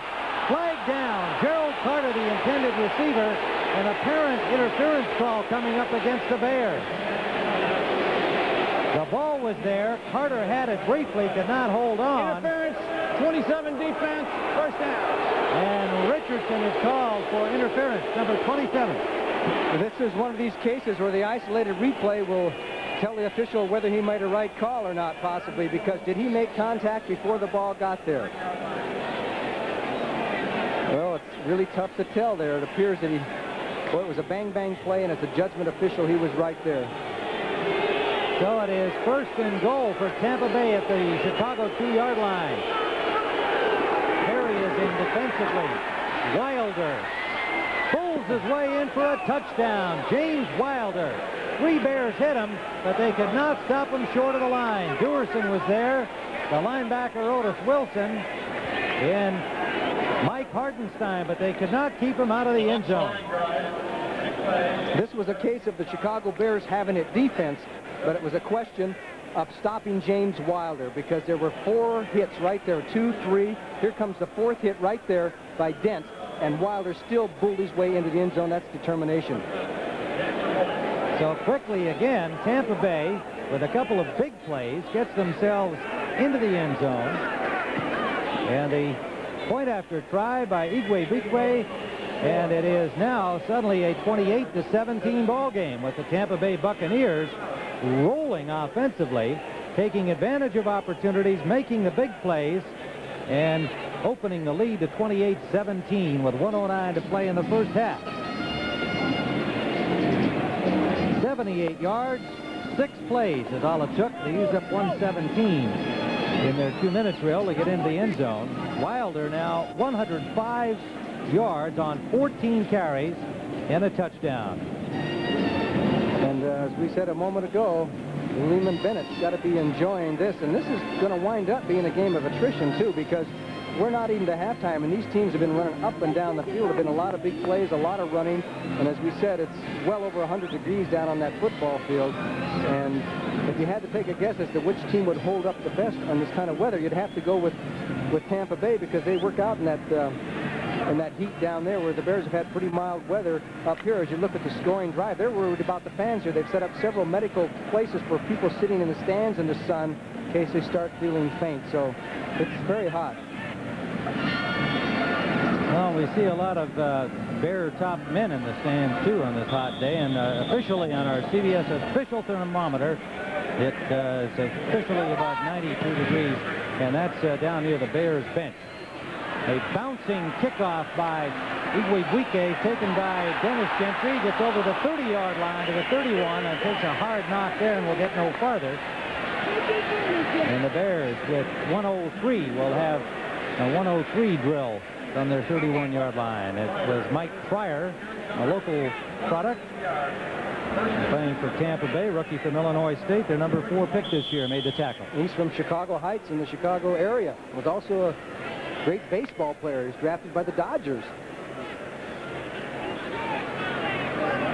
Pryor, they think very highly of, their number 4 choice. Right now playing behind David Greenwood at strong safety, but they think he's a real good prospect. McMahon, 10 of 16. He's doing his job, 155 yards and a touchdown. Tampa Bay's doubling both wide receivers. Holmes, as they set up the screen, had the rush on McMahon. They got it to Payton, and again, good defense by the Buccaneers. They read it, they were there, and they held him to a gain of maybe a yard. Logan and Cannon, and they have been superb in this first half. The Bears call their first timeout, as the referee also corrects it. 49 seconds on the clock. They wouldn't let Payton get out of bounds over there. The Bears are going against a prevent defense now, and it's going to be tough to hit the wide receivers unless they cut across the middle. Most of the passes now, I would imagine, the chances of completing will be over the middle somewhere, and of course, that's not anywhere near the out of bounds. 2 timeouts remaining for both teams as Jim McMahon, wearing that big wrist vest, waist vest, I should say. He had a terrible kidney injury, as you know, Tim, and he looks a little bulky. Looks like he might be eating too much spaghetti, but he's it's just a bulky weight trying to prevent another kidney injury. Actually, his weight's down a little bit from a year ago. And we want to remind you that coming up at halftime, you'll see scores and highlights of all of this opening day action in the NFL 85. Brent Irv and Jack Youngblood will be joining Brent and Irv in the studio to bring you up to date on what's happening elsewhere around the league. Also, they'll feature a U.S. Open preview. Don't forget McEnroe and Lendl coming later today on CBS Sports. The championship in the men's division of the U.S. Open at Flushing Meadow, the National Tennis Center, and that should be an exciting match. Number 1 and 2 seeds facing each other. 2nd and 9. Out of the shotgun. 49 seconds to play. 28-17 Tampa leads. Calvin Thomas in with Payton. Payton has the ball. Payton dancing outside and couldn't retain his balance as Mark Bortz, his guard, blocking out there, had been knocked down in front of him. Gained 7 yards. 35 seconds and ticking. Hugh Green made the tackle on Payton. McMahon off to Payton. Payton is slowed up by Brantley, but Brantley couldn't hold on to him. And Payton got out of bounds with 23 seconds left and advances the ball to the 46-yard line of Chicago. A 9-yard pickup, and the clock stopped as Payton went out of bounds. Well, realistically, you have to figure the Bears will be satisfied if they could get a shot at a field goal before the wind would be with Butler. A field goal before halftime to close the gap to 28-20. Pretty tough to go for the touchdown.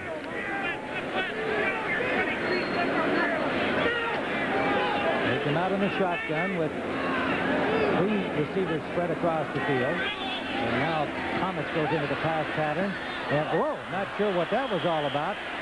McMahon in the general direction of Walter Payton, but Payton looked like he was just a release man on the play. Well, that stopped the clock with 18 seconds, but obviously a broken pass play. Well, that's the best thing about it for the Bears. It stopped the clock anyway, so they have a chance to regroup.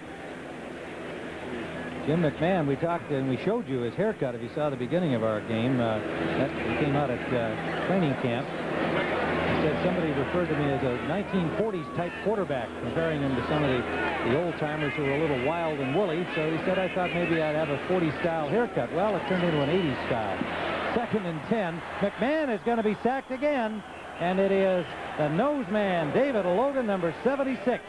He and John Cannon, number 78, have just been awesome in this first half against the run and the pass. The 3rd sack of the first half by Tampa Bay. 6 seconds on the clock. Chicago's 2nd timeout. Bears take a timeout with the ball at the 36-yard line. But just to finish off about McMahon. Logan is a nose guard who will get sacks. He has 30.5, and you know he's going to be double teamed. He's 76 over the middle. Now he's double teamed. There's Kurt Becker. They do a little crisscross. Payton tries to get out of the backfield, ends up actually with only 1 man blocking on him, Kurt Becker, and gets around it and brings McMahon down. So he has 31.5 sacks. And you know, for a nose guard in a 3-4 defense, as you know, Tim, you know, he's just supposed to jam things up. He's not supposed to get sacks. He's not supposed to be at the sideline so much, but he gets all over the place and has really one of the more active nose guards in the NFL. And a nose guard in a 3-4 defense usually gets no credit, no publicity. He's earned his. Well, we asked young Chris Lindstrom, who was going to start alongside and did start alongside him today, you know, what it was like to have Logan next to him, and he said, oh, boy, it makes me feel a lot better. He said he's so experienced and so helpful, and he does give you that quickness. He's not just piling people up. You know that he's going to be making the rush with you as well. That's Don Fielder, number 65, a first-year man from Kentucky, also out of the USFL. And he's had a fair amount of time here in this first half as they've used all of their defensive linemen because of the heat. That's right. So it's 3rd and very long with 6 seconds left. Calvin Thomas and Dennis Gentry are in the running back spots, and McMahon is going to try to get it downfield. Sideline is complete. No, out of bounds, they're saying. Hugh Green had coverage on Willie Gault. They're saying complete, but out of bounds after he... Oh, are they going to take it back? No, they're giving him the completion. Well, I'm sure I saw the official, number 37, rule him, show him out of bounds, Earl Toller. You know what? I think... And last time out. Their 3rd and last time out. I think they're going to go for a field goal. Well, they did give him the completion for sure. And Kevin Butler is apparently going to get a field goal try. And Butler will be making his first long one for the Chicago Bears. He made one of 60 yards last year and missed one of 71 yards while he was in college. Yeah. Missed it, just barely missed it, they said, by about a foot. So he does have the ability, and he has the wind behind him because the wind is coming from south to north, and it would be what would it be, about 62 yards? It would be around 60, 61 yards here, so he's capable of it if he hits it right. At Clemson, he was 10 of 17 between 50 and 60 yards. That's pretty impressive. We're going to spot it at the 46-yard line. It'll be about a 63.5-yard field goal if he makes it. Well, let's see what the rookie can do. He prepares himself for what he calls imagery, imagining himself making these kinds of kicks. And that's going to be well short. Well short. Comes down in the end zone, and Kevin Butler appeared to have hurt his hand somehow on the play. Well, the first half comes to a close. I didn't see what happened. Butler was watching the flight of the ball. And he apparently, how does a kicker hurt his right hand? I'm not sure. But nonetheless, the Tampa Bay Buccaneers have been the story of this first half, defensively and offensively. And Gleeman Bennett's got to feel very, very good about how his team came out here prepared to play the opening game of the season. And he takes into the locker room this lead, the Tampa Bay Buccaneers 28, the Chicago Bears 17.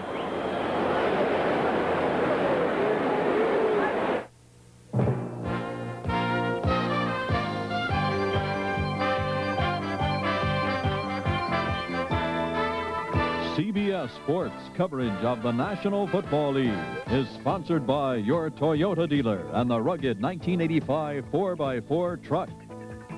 And by McDonald's. It's a good time for the great taste of McDonald's. McEnroe.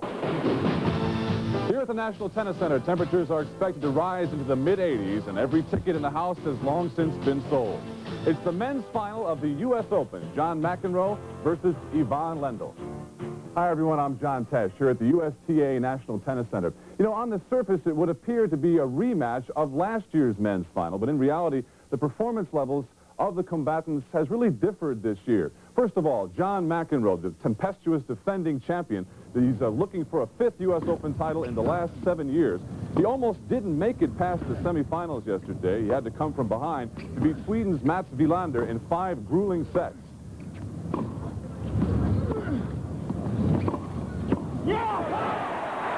And then last night, second seed, Ivan Lendl. He took out an injured Jimmy Connors in straight sets.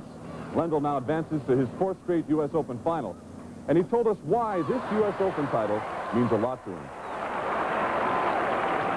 You know, it's a championship of the country where I wasn't born, but where I live and where I enjoy it very much, and it would mean very much to me. And should Ivan Lendl win, he would become the first right-hander to win the U.S. Open since John Newcomb did so, and that was back in 1973. With me is our tennis analyst, Barry McKay. And Barry, what does Ivan have to do to get by John? He's really got to serve well with the first serve, John. He's got a high percentage on that first serve because McEnroe will crawl all over that second serve. More importantly, he's got to be flexible. He's got to change his game up, hit some drop volleys, hit some drop shots. If he does both of those things, he might have a chance. Now, it was very hot yesterday when John played Wilander. Is that going to affect him today? I think so. I think he took a lot out of himself yesterday, and I don't think Lendl had nearly as tough a match, so John's going to be more tired today. All right, Barry, thank you very much. So coming up a little bit later on this afternoon on CBS Sports, it's the men's singles final, John McEnroe versus Ivan Lendl. All right, we seldom get an opportunity to ask Jack Youngblood about tennis, but what about this final? Tennis is like eating quiche. You get to answer all the mail from our Chicago tennis fans. It's football season now. I mean, you don't watch tennis. Well, what about you? We watch tennis. This football season. But I tell you, McEnroe, of course, is a guy I like. He's a tough guy, great competitor, and played well in the heat the other day. I wonder how he's going to play on a wet course. All right, we're going to find out. I want to update another story in Wrigley Field. Up the road from Soldier Field, Pete Rose has done it. First inning, if you're watching the NFL today, he rushed himself into the lineup, and then he singled against Reggie Patterson. He is now to within 2 of breaking Ty Cobb's all-time record. So we will continue here with the NFL Today on CBS right after these messages from your local stations.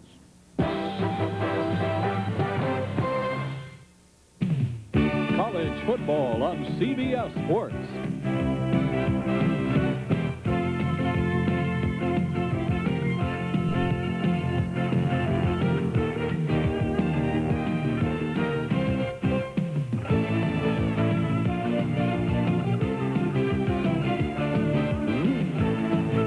Saturday, Notre Dame takes on Michigan.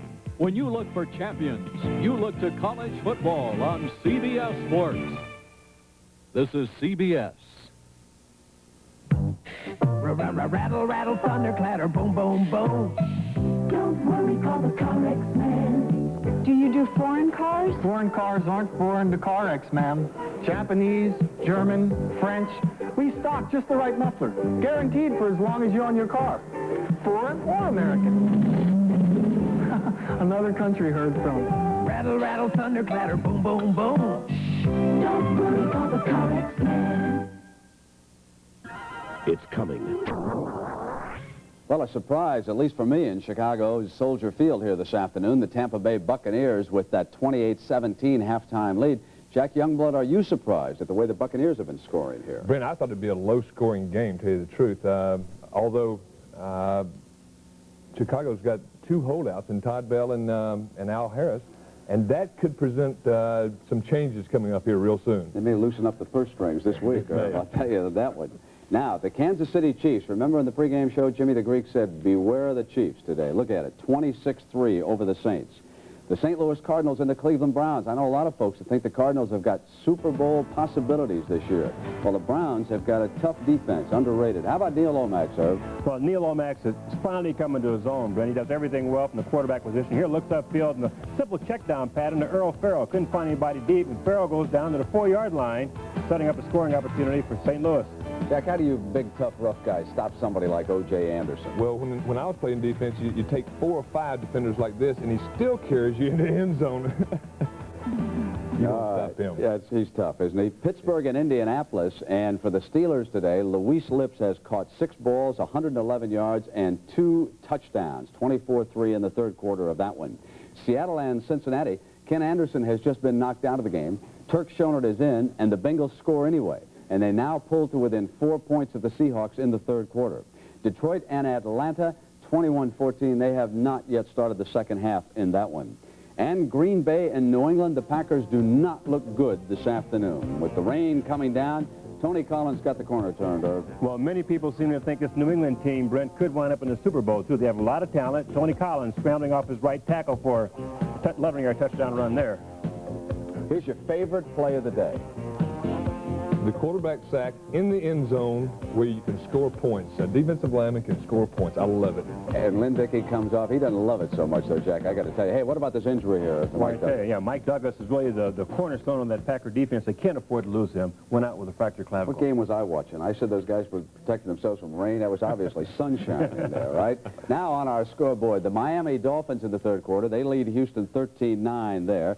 Philadelphia and the Giants. Here's where they've got precipitation. It is 14-0 Giants. Now, the Giants scored very early. Jack, what do you think of Phil Simms? I really like Phil. He is a real competitor. He's got the attitude of a defensive lineman or a linebacker, and he's got a lot of talent. Look at him throw this ball here. Could have problems in Philadelphia this year. Yeah, watch your left offensive tackle. Kevin Allen, #1 draft choice in Indiana. couldn't stop Marshall.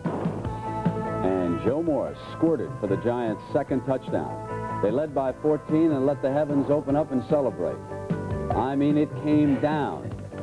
And that group just enjoyed. Jags, it's fun to play in the rain. It really is. You slip and slide. You feel like a kid out there again. It's like playing in the sandlot again. I'll tell you who else feels like a kid. Bud Grant. Can you believe this score? San Francisco 7, Minnesota nothing. When I went hunting last year with Bud, I said, do you miss anything? He said, yeah, I missed Sunday afternoon. And here is why. Jack, Roger Craig got on the board early for the 49ers. Roger Craig has become a dominant force in that San Francisco offense. And here he goes in for the score.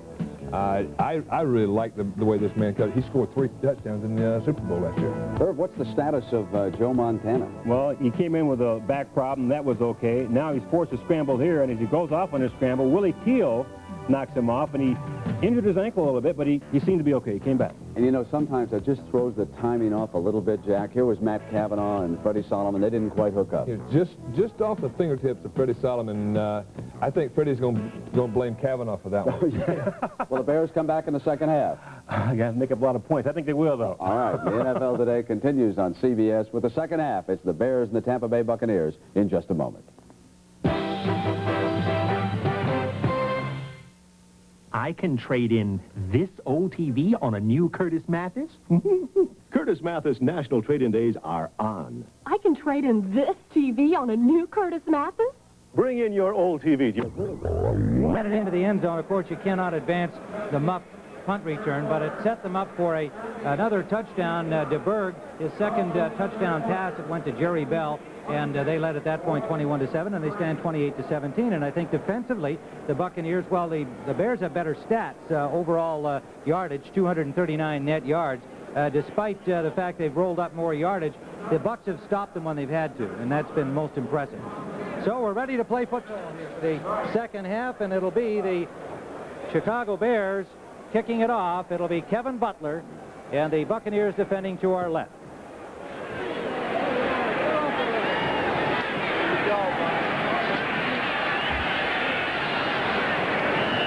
And the Buccaneers get it out to the 25-yard line.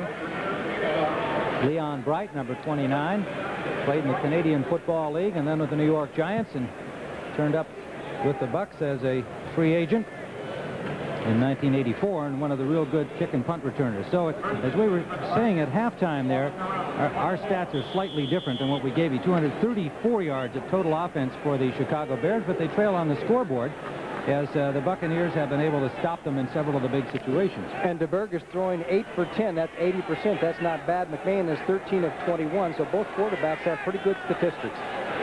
Now the Bears go into their 46 defense now. And that defense doesn't look like the league's number one, at least in the first half. First down, DeBerg finds the open man, Carter. Sideline pass, Richardson on the coverage. Pickup of 5, maybe 6 yards. DeBerg with 3 touchdown passes in the first half, 1 interception. Each team had an interception. Fencik for the Bears, Castile for the Buccaneers. That was on a long bomb, a well-thrown ball by Jim McMahon, but Castile had real good coverage on Ken Marjoram. We were talking with Leland Bennett yesterday, and he admits that he's put a lot of stress on his quarterbacks. DeBerg has to call, when he calls a pass play, he has to call every individual pattern, not a name pattern that signals everybody what to do. He calls each one individually, so he has got to call an awful lot. Now, we wrote down an example of that, which we'll give you here on the... Because he had decided he was going to come forward and take a chance that it was going to be the quick hitch pass. Leslie Frazier, who's been hobbled by a sore thigh, comes through for the Bears, and you talk about a quick turnaround. That's it right there. So Butler in for the point after,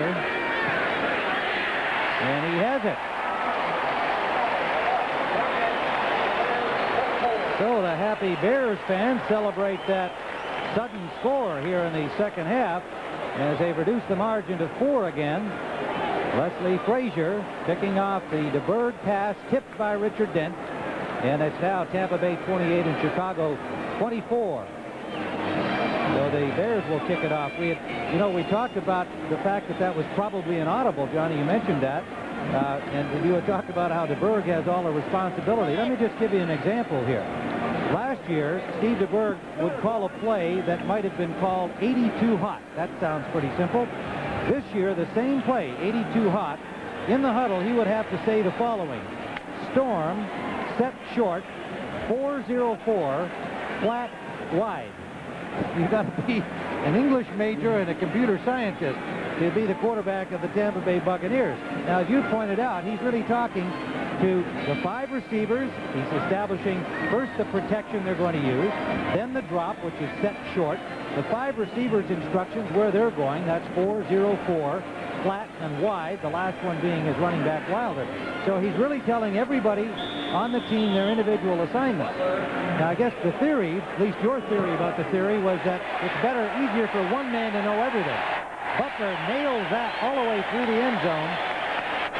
And Tampa Bay will start again from the 20-yard line. And there is Kevin Butler, who attempted the long field goal at the end of the half and fell short. This one he really boomed. Well, Ditka is talking with him, but I don't think he has got to be unhappy with him, because the reason he kept Butler over Bob Thomas was the fact that he can put that ball in the end zone, and he feels that his accuracy record in college is good enough to make him a good pro. And so far, he has proven that, except for that long one, which you can't expect anybody to make, except maybe the man up above. So Steve DeBerg brings him out again. First and 10 from the 20-yard line of Tampa Bay. They lead by 4, 28-24. Jerry Bell sets up on the right side as a tight end, and there's early action before the snap. Jimmy Giles and Richard Dent. We'll see how the officials rule it. I think it appears that Jimmy Giles came across too soon and made contact, so it'll go against Tampa Bay. 88 offense, offside, made contact before the snap. This has got to be the key turning point in this football game, is what the Tampa Bay offense does in this series. If they can come up with a successful drive, move down the field, and get on the board, it will somewhat counter that momentum the Bears got with the interception. However, if they don't move it this time, it looks like a momentum swing to me. It'll be interesting to see what defensive adjustments, if any, were made by Buddy Ryan of the Bears at halftime. Draw play, barreling out to the 25-yard line. James Wilder and Wilbur Marshall made the initial contact. Otis Wilson got over there to get in on it. Wilson limping around a little bit. He's been bothered with a sore ankle and a bruised knee. James Wilder, 120 yards, 15 carries. That's 8 100-yard game as a Buccaneer, and he had those 100 yards in the first half. My mathematics say that's 8 yards per carry. Second down and 5. Wilder again takes it to the right side. Nice tackle on him by Gary Fencik. And then Wilson came down on top of him, and Wilder is hurt. The Iron Man is getting up slowly. Well, apparently he's all right. I think it was the weight of Otis Wilson on top of him. Fencik made the tackle that they say you should make on those big, powerful, high-running guys like Wilder, and that's to get him around the ankles, because otherwise he'll run over you. They hit him low. It's almost like a block. It's like a cut block. As Wilder does a good job of cutting back, Marshall's tangled up inside. Here comes 45, and he hit him right on the thigh. And then comes Otis Wilson over the top, number 55. So I don't know which. I would have to imagine that it was Fencik's hit that might have shaken him up a little bit. Didn't appear that Wilson hit him that. Now here is a key play, third and about, what, an inch or two? Third and very short, about the length of a football. They've got the refrigerator in there, number 72. William Anthony Perry, their number 1 pick from Clemson, to stack up the middle of that line, 325 pounds. Well, the stack was there, and how you sort that one out will be interesting. It appears to me that DeBerg did not get over the 30-yard line, which he would need to get to, but we'll let the officials spot it. He looks to be a little bit short. Well, the refrigerator was there, but I think Dan Hampton was at the bottom of the pile, number 99. Okay, Leland Bennett on the spot here for the first time. If they do not make it, the obvious call was to punt away, but he knows about a momentum situation. He'd like to keep the ball if he possibly could. Well, they brought the chains out. Now looks like they're waving them back as though it's not required. It'll be 4th down and inches, or about an inch. Otis Wilson is being assisted off the field He was in the middle of that last pile-up, and it looks like they're checking his nose and mouth. He might have taken a little shot in the face, and he's already, as we mentioned, got a sore ankle and a bad knee. They're going to punt. So it is 4th down, and they will not go. Frank Garcia, standing at his 15-yard line, will be the punter. And the rookie Ken Taylor will wait for it. There's Otis Wilson. Looks like he got a little shot in the head on that pile-up, stopping Steve DeBerg. Garcia, one of the best punters in the league, waiting at the 15-yard line. And there'll be a delay penalty against Tampa Bay. Used up more than the allowed 30 seconds. Calvin McGee, the rookie from Southern, who caught a touchdown pass in the first period, is the punt snapper. Just became the official punt snapper this week for Tampa Bay, replacing Ken Kaplan in that role. He's punting against about a 10-mile-an-hour wind. And it's a good one. He backs up Taylor to the 28 of Chicago. Ken Taylor gets away from one tackler and then is hauled down with a high tackle at the 40-yard line of Chicago by Mark Woody, reserve tight end number 85. So the Bears will have pretty good field position from their 40. When we return, they trail by 4. Suspension, another demonstration of Ford quality. You know, you don't have to drive a big, expensive luxury car to give your family a smooth ride. Not when we've designed 4-wheel fully independent suspension into this Ford Tempo. See how each wheel is smoothing out the bumps separately? You ought to feel this ride. This Tempo might not be the most expensive car we build at Ford, but that doesn't mean we don't work just as hard to build in quality. Ford, you'll feel the quality, because quality. Johnny Morris, the Buccaneers lead by 4 at Chicago ball, and you see number 32 awaiting the next offensive series, awaiting it in pain. His left shoulder on the last carry, his 16th of the game. Wilson and Fencik put the stop on him, but it was more likely, I would think, to fall onto the turf from the tackle, the ankle grab by Fencik, his own body weight. He has 120 yards on 16 carries. Chicago ball from their own 40-yard line. McKinnon in motion. McMahon out to Payton. Payton nearly slips, retained his balance, and winds up with 5 to the 45-yard line. Tripped up by Castile, number 23. Somebody else popped on top of him, I believe, Hugh Green, and the crowd got on Green for that. But Green immediately went to Payton and said, hey, I can't read his lips from up here, but it looked like he was saying sorry. They're good friends. We talked to Hugh Green yesterday, and they appreciate each other's ability in this game from opposite sides of the field. And Hugh Green has played in the Pro Bowl with Walter Payton and said they've gone out to dinner together and so on. And he knows full well that they're both going to be extremely tough competitors against each other in this game. Second and a long 5. Payton again. Payton dances through tacklers and has a first down to the 45-yard line of Tampa Bay. Word on James Wilder is that he is planning on coming back into the game. Green and Chris Washington combined on the tackle. Washington 51, Green 53. And there you see Wilder on the sideline. The ball spotted at the 46-yard line of Tampa Bay. The Bears trail by 4, and they are on the march. Payton now has 54 yards on 9 carries.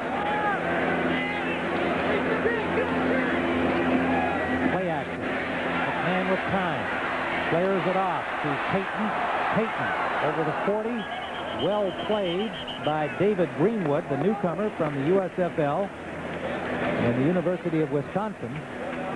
Johnny, we speculated about Greenwood having been moved to strong safety late in the week, having had only 1 week of practice. Ivory Sully moving over to the weak safety, the free safety, and the fact that there may be some confusion. I think we saw maybe twice in the first half that occurred. On the other hand, it doesn't seem to me that the Bears have really been attacking that as a possible weakness in the Buccaneers secondary. The last time McKinnon was running wide open across the field, and he threw to Payton. We're going to see him hit McKinnon pretty quick, I think. 2nd and 4, Chicago at the Tampa Bay 40-yard line. Payton takes it outside and trying to drive for the first down. Got about 3.5 yards. but is short of the first down. Chris Washington, the second-year linebacker from Iowa State, who beat out Keith Browner in the battle for that spot, made the tackle on Payton. And we see that St. Louis in front of Cleveland 10-3. The Cardinals, one of the top teams in the NFC East. Pittsburgh really doing a number on Indianapolis, 31-3. Pittsburgh struggled with their offense in the preseason. Detroit and Atlanta are now tied at 21 all. Lions are not too highly regarded, surprising today. They'll be at home against the Dallas Cowboys, an early season tough test for them. Part of our doubleheader action next week at 12:30 Eastern Time. 3rd and a yard, a flag down. Suhey has the first down for Chicago to the 32 of Tampa Bay. Flags everywhere. Payton was off the field on that play. Defense, nose guard, offside. 5-yard penalty, first down. David Logan, number 76, called for the offside, and so they have the first down anyway. They're working on Payton on the sidelines. It might be a little bit of heat frustration because, you know, Payton wouldn't have been off the field on that situation unless he had to. The trainer, Freddie Cato's talking to him. Dennis Gentry is in to replace him, number 29. Jim Covert has come out and has some relief from Andy Frederick at left tackle. Frederick, number 71. Moorhead in motion. McMahon away from traffic, and that one too high for Willie Gault. McMahon just out there practicing the motion that he wanted to throw over to the sideline, was off the market. That looked like a tennis player after he's knocked the ball long and then makes the stroke, saying, now if I had just turned it over a little bit. And McMahon just sailed that a little. You know, Tampa Bay hasn't won on the road in 11 games. They have not been a good road team the last couple of years. They came in here today like they love it on the road, and they're still in front by 4. 8:56 remaining, third quarter. The Bears on the march in Tampa Bay territory, 2nd and 10 at the 31. Give us to Dennis Gentry. He's got blockers. Takes it upfield and gets only a couple. Good defensive work. Number 90, the rookie Ron Holmes. They have high hopes for this young man from Washington. And he made the play on Dennis Gentry. Payton comes back in for Gentry. So I think he just needed a little breather, wanted to get a little oxygen and make sure that he was breathing correctly because it is really hot down there. The only thing that's saving him has got to be a little bit of the wind. Payton is 10 for 59. Last year gained 1,644 yards. Unbelievable durability.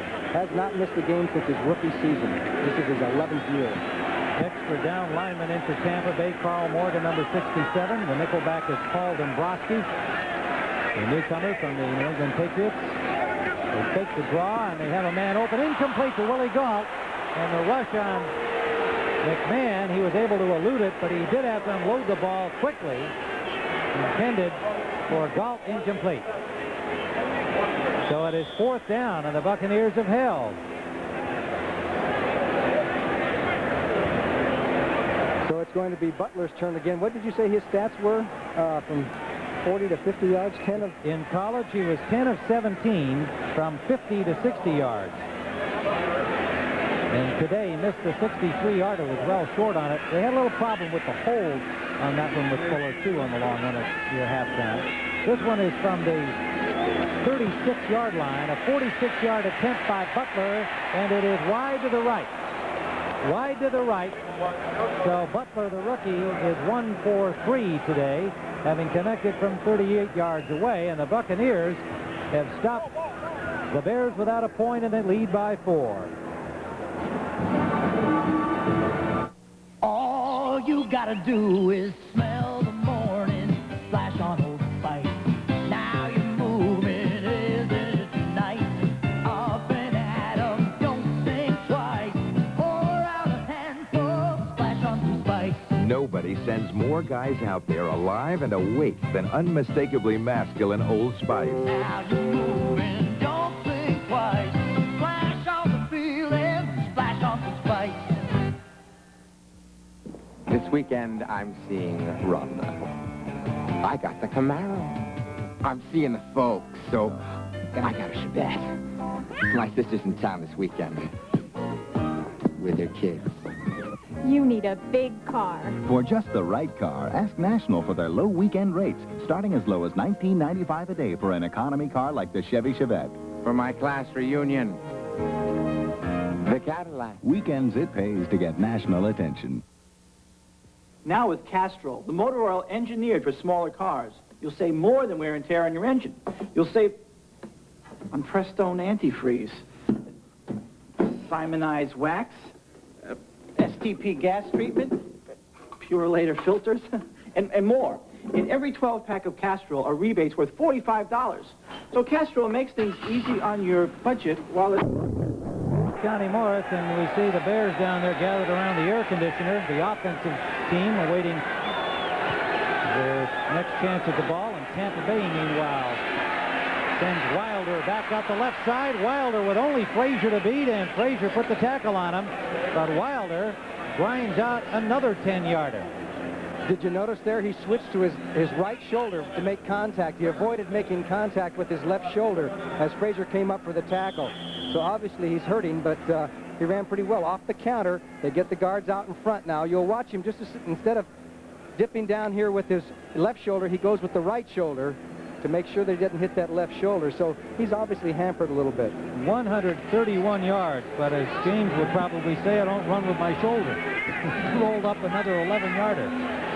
First down, Tampa Bay at their 39-yard line. Play action again. DeBerg under pressure, gets away, and then it's dropped. Wilson led the charge, but Dent got his man. Last year's sack leader. Reaching out, hauled down DeBerg way back at the 25-yard line of Tampa Bay. Richard Dent is playing with a slight hamstring pull. Otis Wilson is 55. He'll come from this side. Dent will come from the right side of your screen, and DeBerg has no chance. They were both on him from both angles, and DeBerg is not the quickest of all quarterbacks anyway, and Dent has good speed, good range. But he's playing with a kind of a hamstring pull. Also, he's playing because he's unhappy with his contract, and he wants an extension to be ironed out before he plays too much longer. Well, they've got a few guys nicked along that defensive line. Hampton recovering from knee surgery. McMichael a little bit hurt. DeBerg complete to Jerry Bell. Gets back to the 35-yard line. Will still leave 15 yards to go for a first down. Dave Duerson had the coverage. A flag down back where DeBerg released the ball. They may have a hold against the Buccaneers. They're going to bring the ball back. See what Gene Barth, the referee, has to say about this one. Holding. 69 offense, 10 yards. That was Yarno. He was blocking on Richard Dent. I saw the block. It didn't look like he was holding, but it looked like he wheeled him out well.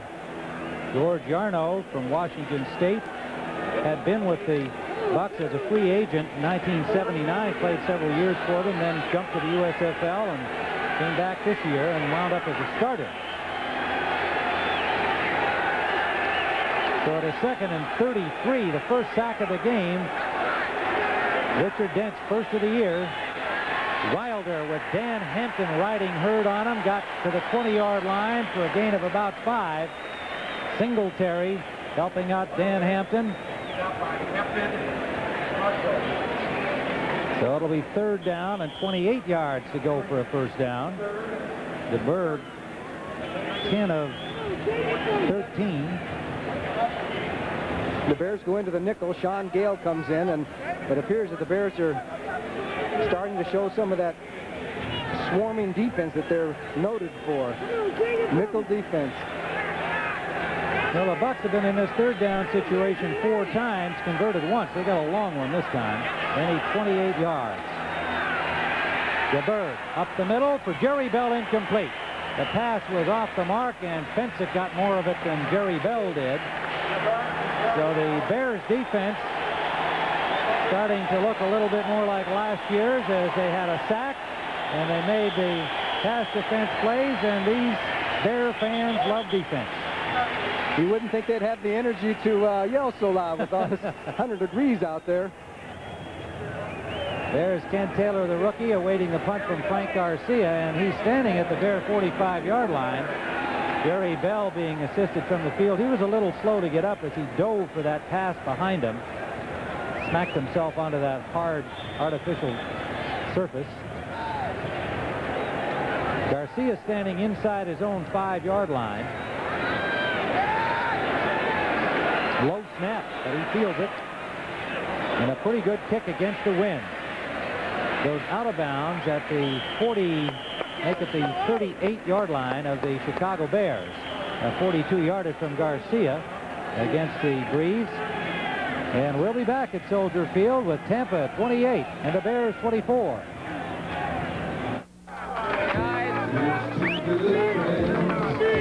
Over the years, McMahon on first down, and a diving grab by Kenny Marjoram for a first down at the 45-yard line.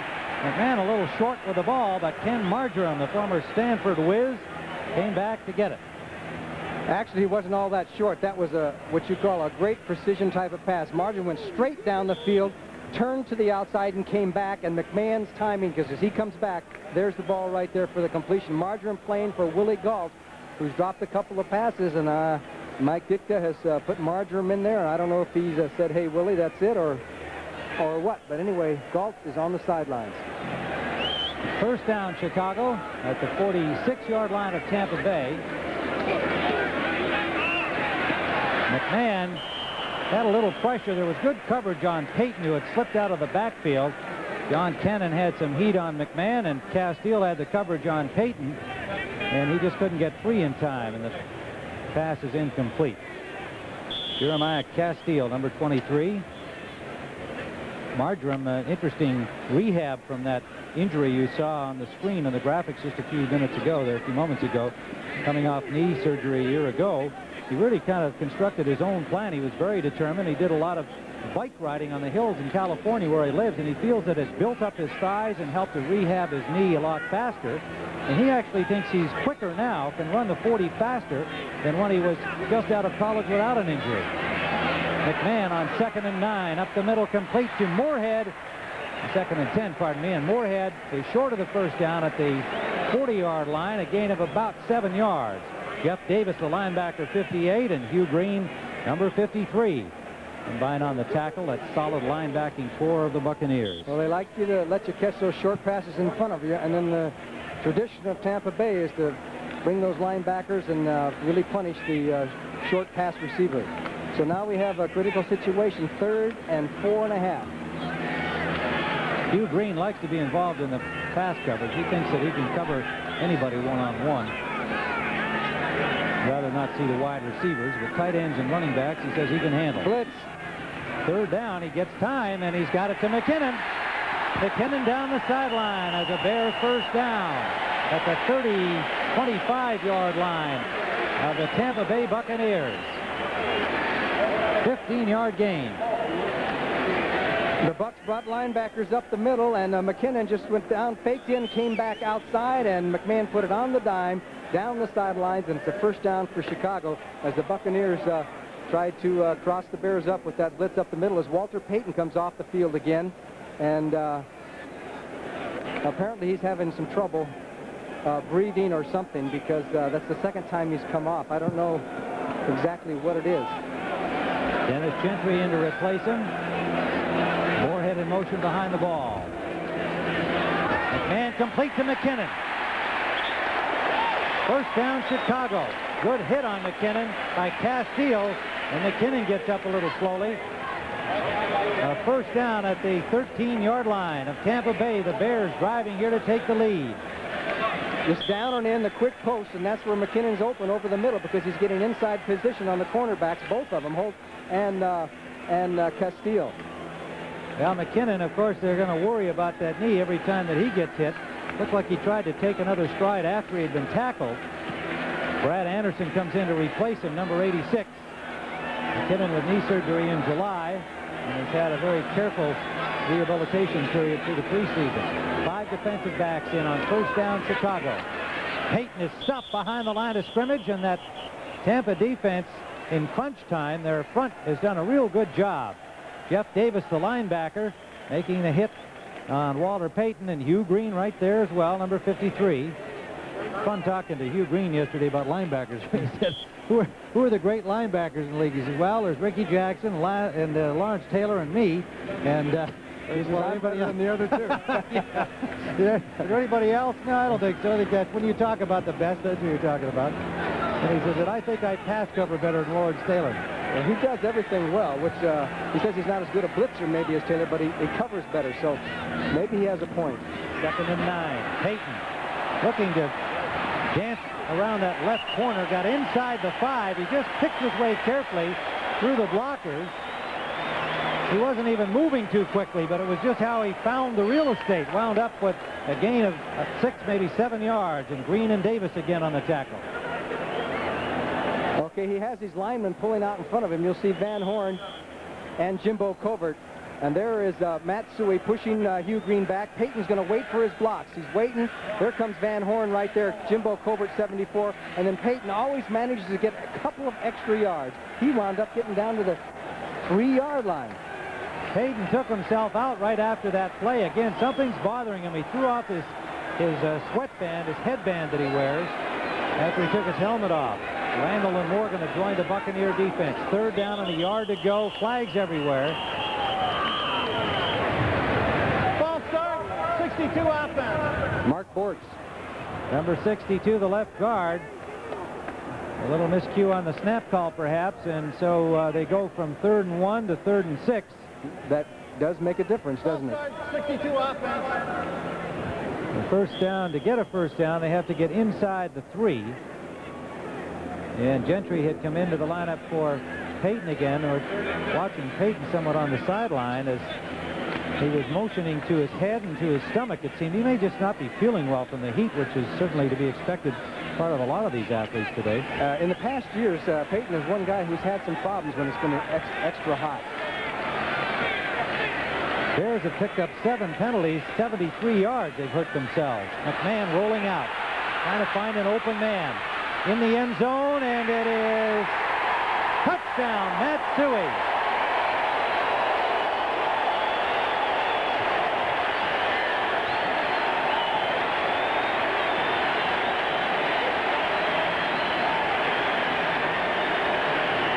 What a grab by Matt Suhey, and what a play by Jim McMahon. He had one guard out there, Kurt Becker. He was under pressure from Washington and Davis, and McMahon waited. He waits for Suhey to clear in the corner of the end zone and throws at the last second. Suhey's got to keep 2 feet in. There's one, kicks the other one down, and it looks like a touchdown for the Chicago Bears. They take the lead for the first time. Kevin Butler in for the point after.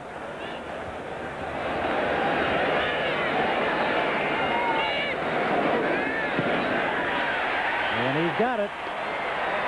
So the Chicago Bears, with 27 seconds remaining in the 3rd quarter, have moved in front of the Buccaneers in a high-scoring game, 31-28. Some things look hard, but once you know the secret, they're easy. It's easy. Some people think financing a new car is hard, but it isn't.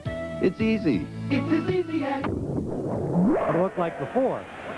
And you can see Matt Suhey, who caught the touchdown pass. Walter Payton, who's dead tired. Suhey got dinged in the head, remember, earlier in the football game. This is really a football game on a day like this. Is a game of will. And you got to reach down sometimes and get up as much as you can, because it's a tough day. The linemen have been bending over, gasping for breath in between plays. It's a tough day. It's where you earn your money. Line drive kickoff by Kevin Butler eluded the deep return men and went through the end zone, so Tampa will start first down from their 20-yard line. Well, now for an NFL Today report, let's go to Brent Musburger for an update on the San Francisco game. But Tim, the big story. Minnesota has tied San Francisco. This play set it up. Tommy Kramer to Leo Lewis. Great catch. 23-yard gain. It is all knotted up at 7-all. Let's go back to Tim and John. Well, the Vikings, with Bud Grant back at the helm, most people expected they would be the doormat in the Central Division after a disastrous season last year. Here they are playing the champs tough in the Metrodome. Soldier Field is going wild at this moment, exhorting the defense on. Big job now for Steve DeBerg. Bears used up 4:45 in that drive, and we're winding down here in the 3rd quarter. First down from the 20. Wilder dropped for a loss. Steve McMichael, number 76, a 6-year veteran from Texas.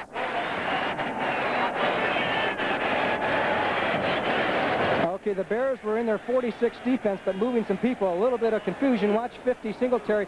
There goes 50's telling everybody where to get. Marshall got inside. Oh, we're at the end of the quarter as the Chicago Bears. You'll see McMichael's the one who ends up getting the tackle. Singletary's trying to devise, tell everybody where to go. Apparently, Steve McMichael, 76, he heard it right because he made the tackle. Well, we finished the third period. At the end of the third quarter, the score, Tampa Bay 28, the Chicago Bears 31. We pause for a word from your local station.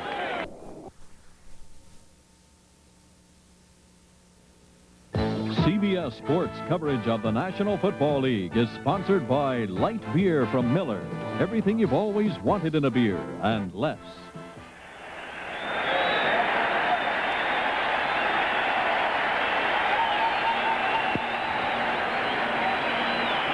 False start on the quarterback. Illegal movement by the quarterback. Well, the first play of the fourth quarter sees Steve DeBerg charged for the second time.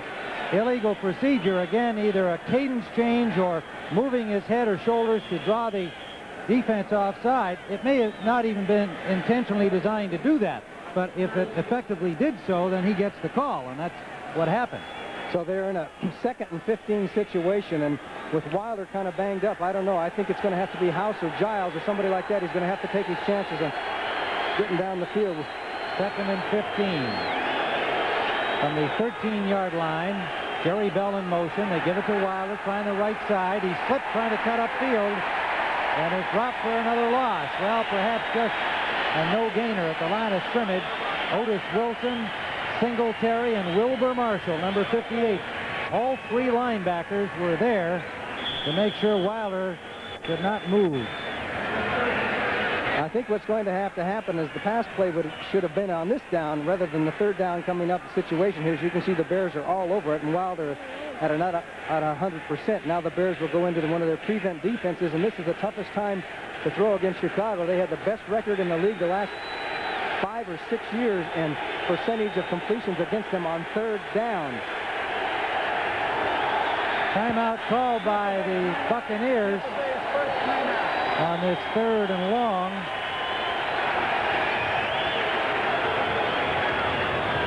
With the ball at the 13-yard line. Steve DeBerg is going to go and consult with Lehman Bennett. We were talking earlier about DeBerg and having to be the man who knows all of the terminology and all of the assignments and passes those along to each player individually, changing a short play call into a considerably longer one from last year, as an example, when the call was short and everybody else knew precisely what they were to do. If Steve Young is to be signed, as they hope to do, the young man from the USFL and BYU is a collegian, I would think that with what DeBerg was telling us yesterday, it would take Steve Young some time just to learn the terminology, let alone find himself in a position to compete with DeBerg this season. I would agree with that, and so does Lehman Bennett. DeBerg's done well in this football game. The key play of this football game was that interception that gave the Bears the quick 7 points at the beginning of the second half, and it seemed to turn the tide, and Tampa Bay has been trying to hold them off. They need a big play, and it's tough to get on the Bears on third down, so we'll see what happens. Pittsburgh really doing a job on the Colts in their opener, 38-3, Mark Malone and company for the Steelers. And New England leading Green Bay 19-6. Tampa and Chicago fans happy to see that score. Green Bay finished the season so well last year, considered a contender in the NFC Central. All right, the Buccaneers are ready, and they go with a straight-ahead dive to Wilder on 3rd and 15, and McMichael made the tackle. They had a long discussion for a rather simple play. Well, they figured it was going to be tough to get to throw against the Bears, and but I say you're asking a lot to get 15 yards on a draw play with anybody. And it wasn't even a very well-disguised draw. I mean, it was almost a straight handoff, although it looked like it was designed as a draw play on 3rd and 15. Garcia standing in his end zone. Taylor way back at the Bears' 35-yard line. And the ball is blocked. The punt is blocked by Sean Gale. And it is a dead ball at the 13-yard line. Sean Gale, number 23. blocking the punt, the second-year man from Ohio State.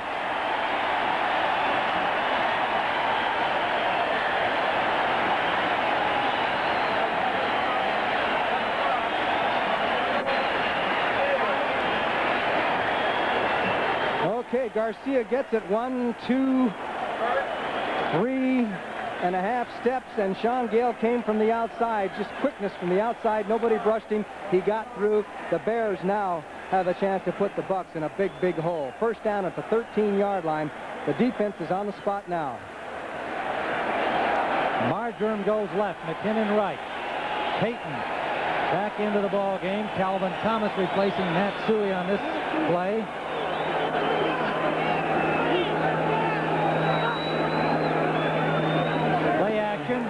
McMahon has Thomas wide open.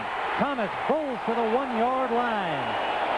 Calvin Thomas slipping out of the backfield. Ivory Sully, number 44, stopped him from going into the end zone. But it's a first down after a 12-yard gain. And what a collision here as McMahon rolls out. Kurt Becker, watch 79. He's going to get two guys on one block.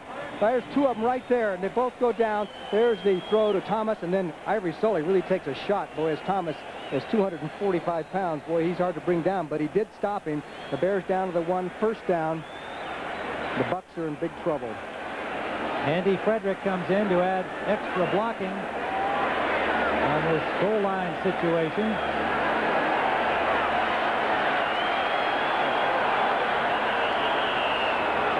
Chicago timeout.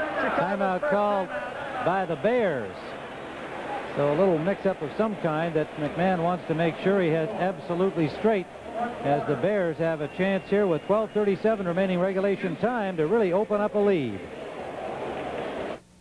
Jack Rafferty proves you just can't tell. The fellas that I work with are pretty perceptive. They don't miss too much. No one had picked up the fact that the gray was gone from my hair. It was that simple. Tim Ryan with Johnny Morris as we see Mike Ditka looking on as his team has first and goal at the 1-yard line of Tampa Bay following Sean Gale's blocked punt. Blocking the punt of Frank Garcia. Jim McMahon took a timeout to make sure that they have the right play ready here on first and goal.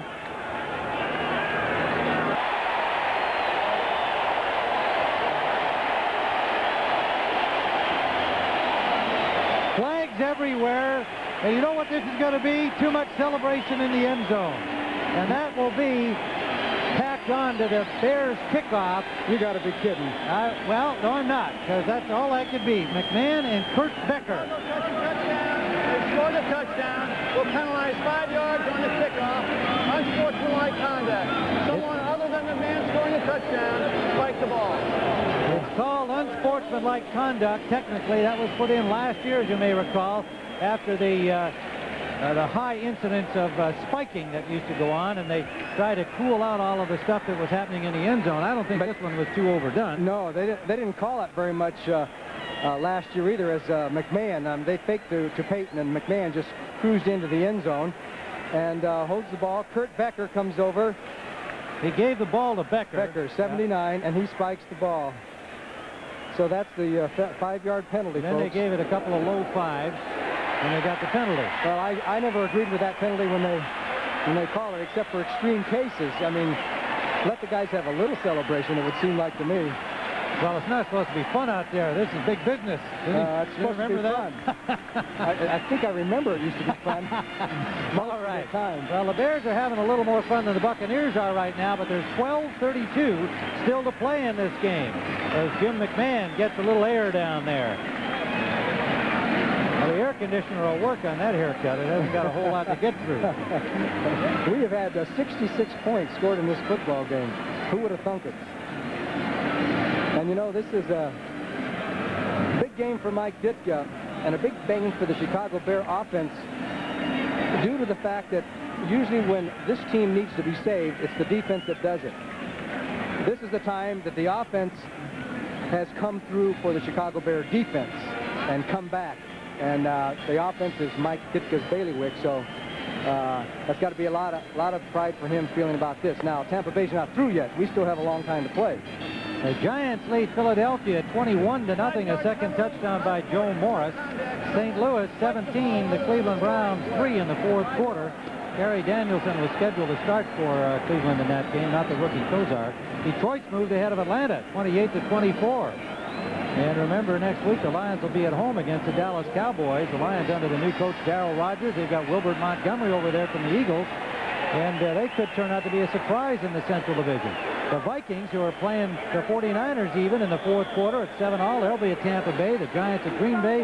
Atlanta at San Francisco, the first games of the doubleheader Sunday. And a good kickoff is taken by McGee, Calvin McGee, the reserve U-back, number 86, the rookie from Southern, and he gets to the 45-yard line.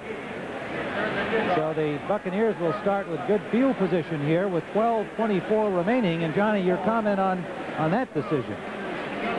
Do you like that kickoff play or not with 12:24? You know what I was thinking about? I was thinking about Pete Rose. I just saw on the scoreboard, Pete Rose has just tied Cobb's record, 4,191 hits. So he needs only one more. So back to football. Is Rose, is he a wide receiver or running back? He was a halfback in high school, and a good one. I bet he was. Congratulations, Pete.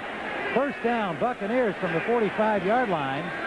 Wilder trying to get outside.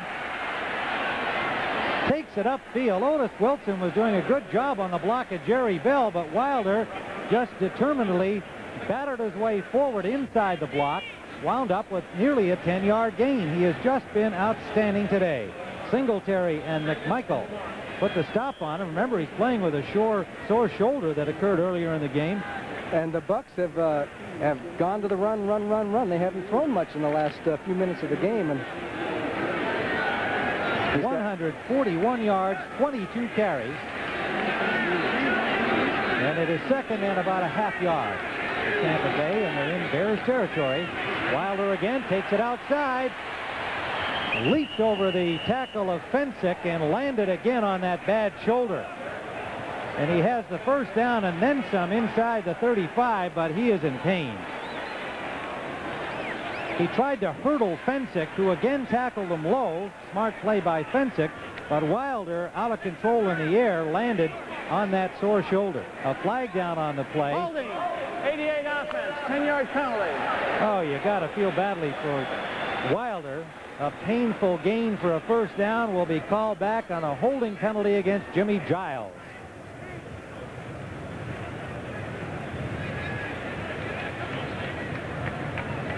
Well, there's the end of the illegal block, I believe. But here goes Wilder up and over, and then he comes down on that shoulder. That's the shoulder that he hurt, and he's playing on guts, I'll tell you. He's going to have to leave the ball game now. And we haven't been able to determine how serious it is, if it's a slight separation or what kind of a bruise it is, whether it be a long-term type of injury. That would be very detrimental to the Tampa Bay Buccaneers because he's their offense. The penalty will leave them a 2nd and 5, I believe. They spotted the ball at the 50-yard line. You know, you mentioned how he's a sharp dresser, one of the best-dressed men in the NFL. I read recently that he's signed a modeling contract with the John Casablanca Agency, which is one of the prestigious modeling agencies, and they say he's a real natural talent, and that he'll have some things to do in the off-season, and after his pro career might lead to some other opportunities for James Wilder. Right now, all he's thinking about is a sore shoulder.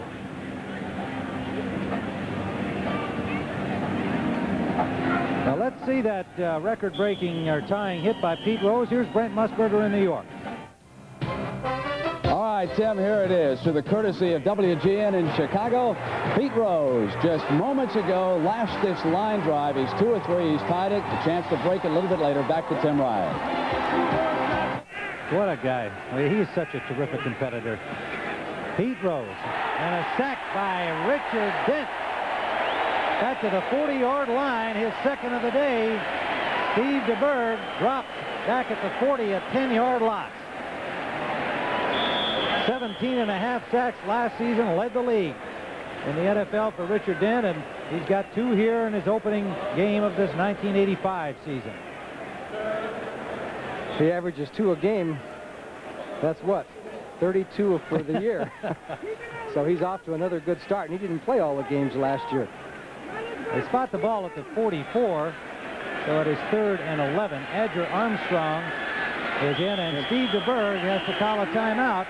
Tampa Bay second timeout. Tampa Bay second timeout. Well, now I think we're seeing a little bit of the effects of the new offense and the new situation of what he's going to do in certain situations and his communication with Lehman Bennett and Jimmy Ray. We'll be back here at Soldier Field. The Bears lead by 10, 38-28. It's your money, son. But if you want my advice, buy another Subaru. It's been good to us. Sure, Dad.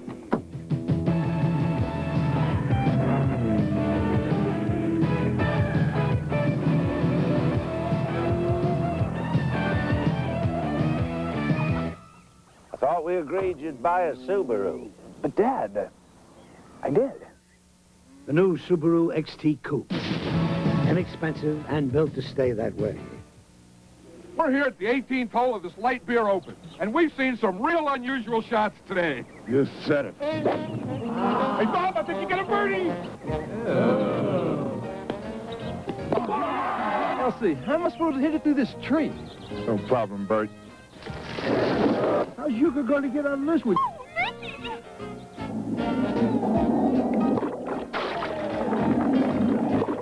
That calls for another light beer from Miller. Make it 2, 3, 4. It's a good thing light's less filling. Back to you, Mickey. John, the last player's approaching the tee. And when it goes to 100, you sell. I won't be long, girls. Hold my calls, will you? It hit the weather vane. It's in the drain. Here it comes out. It's going on the green. It's going in the hole. Light beer from Miller. Everything you always wanted in a beer, and less. This open ought to be closed.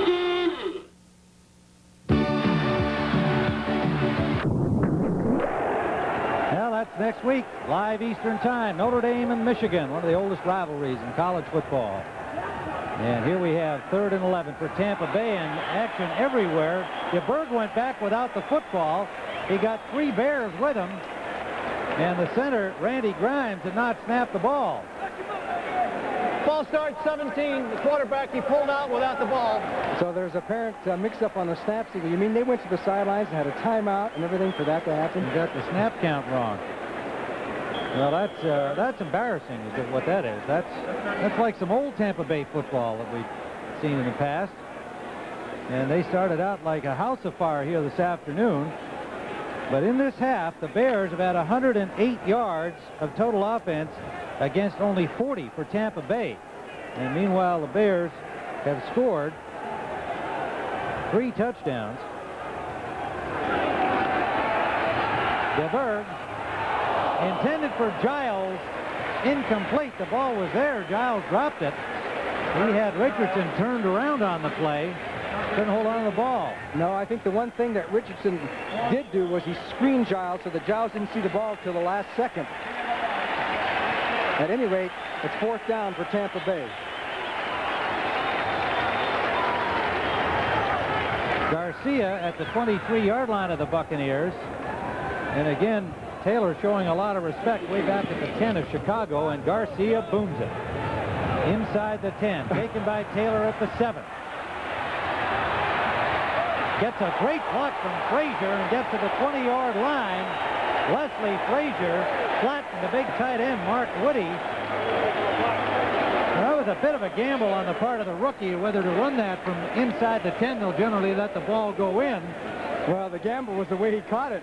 He reached up like the center fielder for a high fly ball. But anyway, he hung on to the ball. Here comes the block by Frazier on Whitty. And then Taylor turns the corner, almost set up his picket. A couple of Bucs get him, knock him out of bounds. The Bears have it, 1st down. The rookie Ken Taylor from Oregon State, a free agent who certainly has been the most pleasant surprise of the newcomers to the Chicago Bears, and Coach Mike Ditka, reserve cornerback and being used as a punt returner, something he did not do in college. He's really learning on the job in the pros. 1st down. McMahon rolling out, gets away from 2 tacklers and dives over the 25 to the 27. He was hit there by Brantley in green. Boy, he tried to dig a hole, didn't he? He dropped the ball on top of them afterwards. Miami in front of Houston 23-19. And the Dolphins lost Marino early in that game with an injury to his left hand, not his passing hand. Seattle in front of, no, that's a final now. The Seahawks 28, the Bengals 24. Kansas City beaten up on New Orleans 33-17. There'll be some heat on Bum Phillips if they don't get a good start down there. San Francisco has now moved ahead of Minnesota 21-14, breaking up a 7-7 tie in the fourth quarter. Marjoram, fielding another low ball, has the first down, it would appear, at the 31-yard line. It'll be close. On 2nd and 5, he does have the first down. Notice Jim McMahon's hand. He had a big scrape on his hand before the game started with all scabbed up and down his hand, and he was hoping that he wouldn't break it loose. But, of course, especially on the artificial surface, you're going to do that. But I'm sure he's not going to worry about that much, and I'm sure that the Bears are going to go to strict ball control now. Short passes, a few runs with Payton, a mixture of Suhey trying to eat up the clock. 8:53 left in the game. First down from the Bears 31.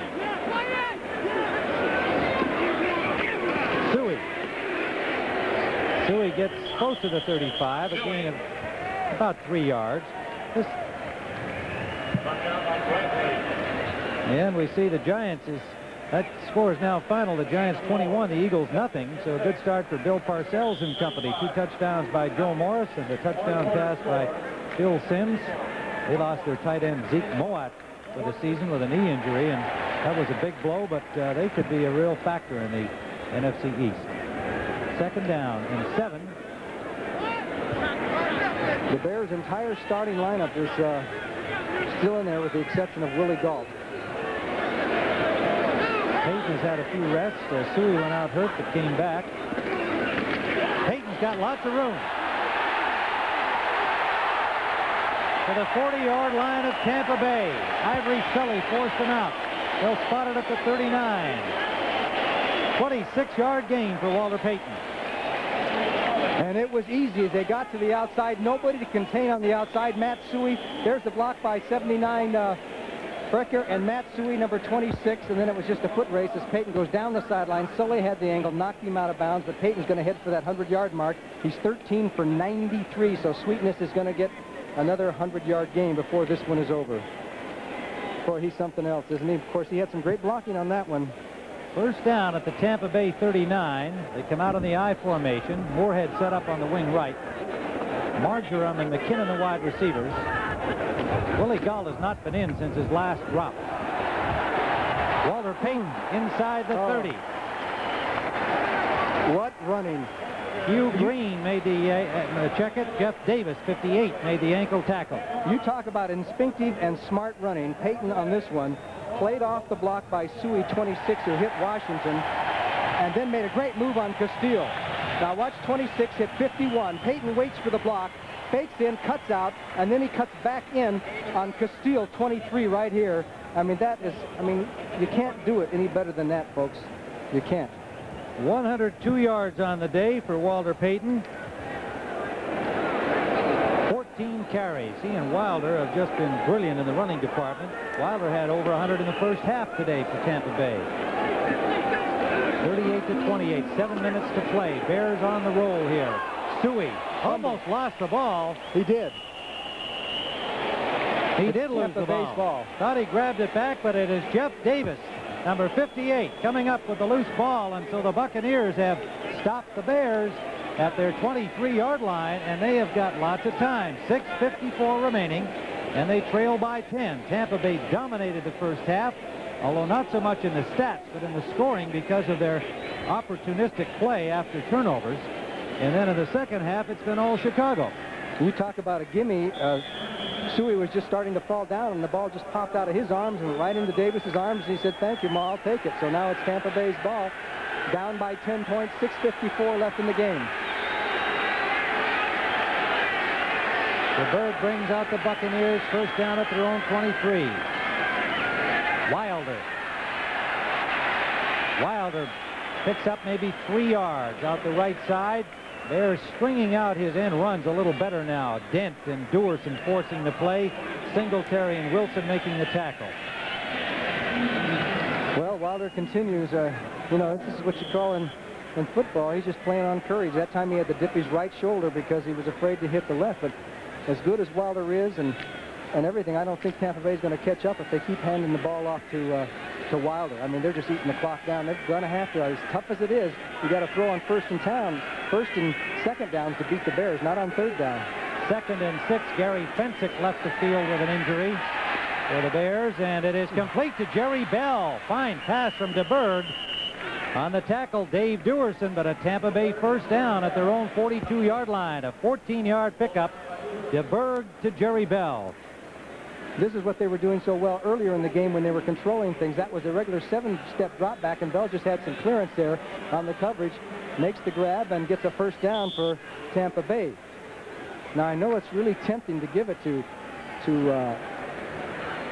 Wilder, but if you're going to beat the Bears and you want some normal coverage, you got to throw on first and/or second like they did the last time.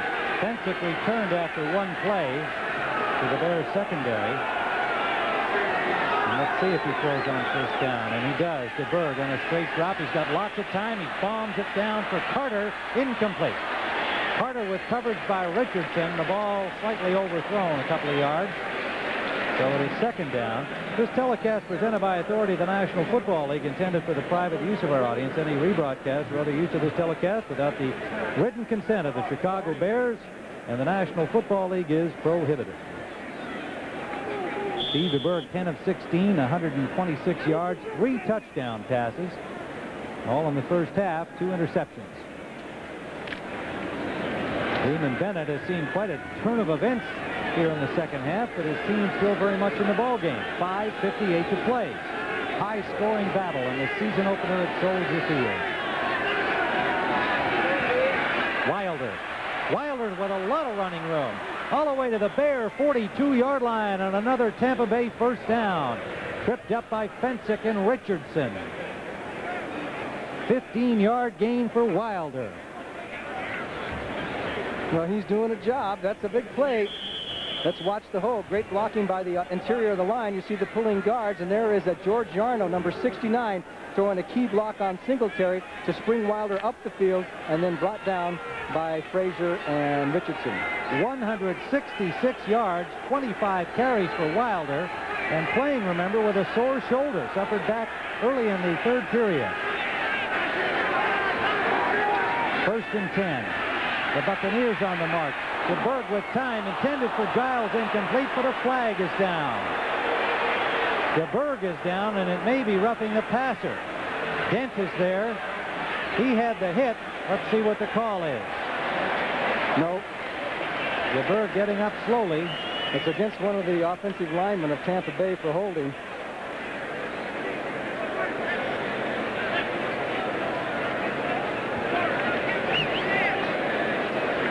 One thing that DeBerg has not been able to do is to get it to Jimmy Giles much today. Holding, 62 offense, 10-yard penalty. Holding against Sean Farrell, the 4-year man from Penn State, probably their best offensive lineman.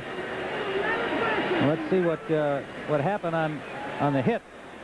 I'll say one thing. He held his ground and took the shot. Boy, that's what you call a head snapper. Yeah, got hit from behind on the blind side, and there was a clean hit. Yep. So the holding penalty backs up the Buccaneers to the 47-yard line of Tampa Bay. DeBerg to Jerry Bell. Bell breaks tackles and gets to the 35-yard line. DeBerg continues to throw the ball well. Singletary made the tackle there. It'll bring up a third down and about 2 yards long, too, we'll call it. An 18-yard gain.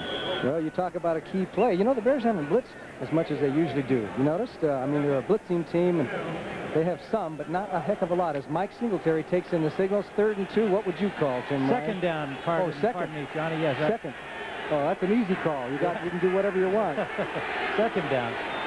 Wilder tripped up behind the line by Duerson. The safety coming up, and he has held very little, if any, gain. Dave Duerson trying to fill the strong safety shoes of Todd Bell, who's still a holdout. And we have 4:11 and ticking with Chicago in front by 10.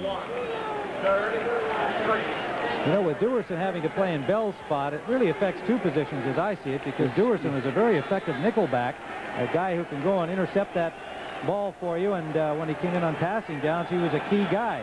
Now Sean Gale fills that role. Third down and a long 3.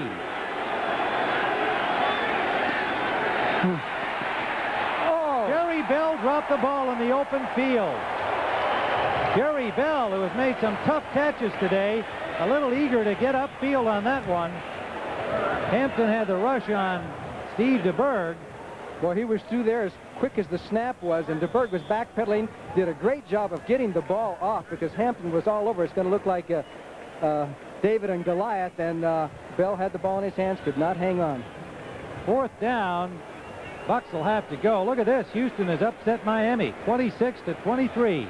Warren Moon and company. We had passed along a report that Marino was injured early in that game. We don't know whether he continued or finished or whatever, but Pittsburgh, meanwhile, a final score over Indianapolis, 45-3. All right, fourth down here. Play action rolling out, and they pass it to Bell, and he has the first down. Well, Jerry Bell quickly makes up with a first down play inside the 30-yard line. So the Buccaneers are rolling with 3:27 and counting. Now they've got to get one in the end zone in a hurry here in order to leave themselves enough time, certainly the 2-minute, get the ball back and have a chance to either force overtime or score the winning points. An interesting call, one of the few rollouts for DeBerg. You know, he doesn't roll out all that much, and that time when he did, he had all kinds of room out there. The Bears' pass rush has been designed because he's a pocket type of passer, so it's a good call. 73 yards on 6 receptions for Jerry Bell. He's been a key figure today. Lots of time for DeBerg. Hits Gerald Carter, shakes off the tackle of Marshall. Out of bounds, close to the first down marker. Wilbur Marshall, the linebacker, gave him a little shot when the ball arrived, but didn't hold on. So Carter turned it upfield for a 9-yard gain.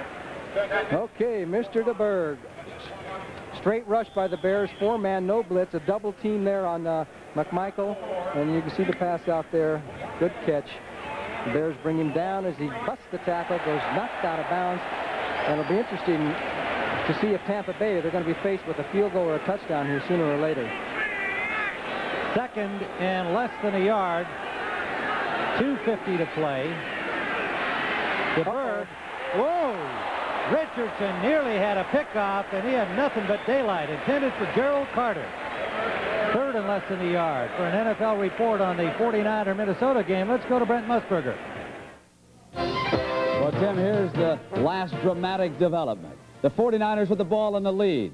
But Scott Studwell punches it out of Wendell Tyler's grasp, and it's scooped up by Doug Martin. He goes 25 yards. Alfred Anderson just bucked into the end zone. It's tied at 21. The 49ers have fumbled the kickoff. Minnesota can go in again. They're deadlocked at 21. Back to you, Tim.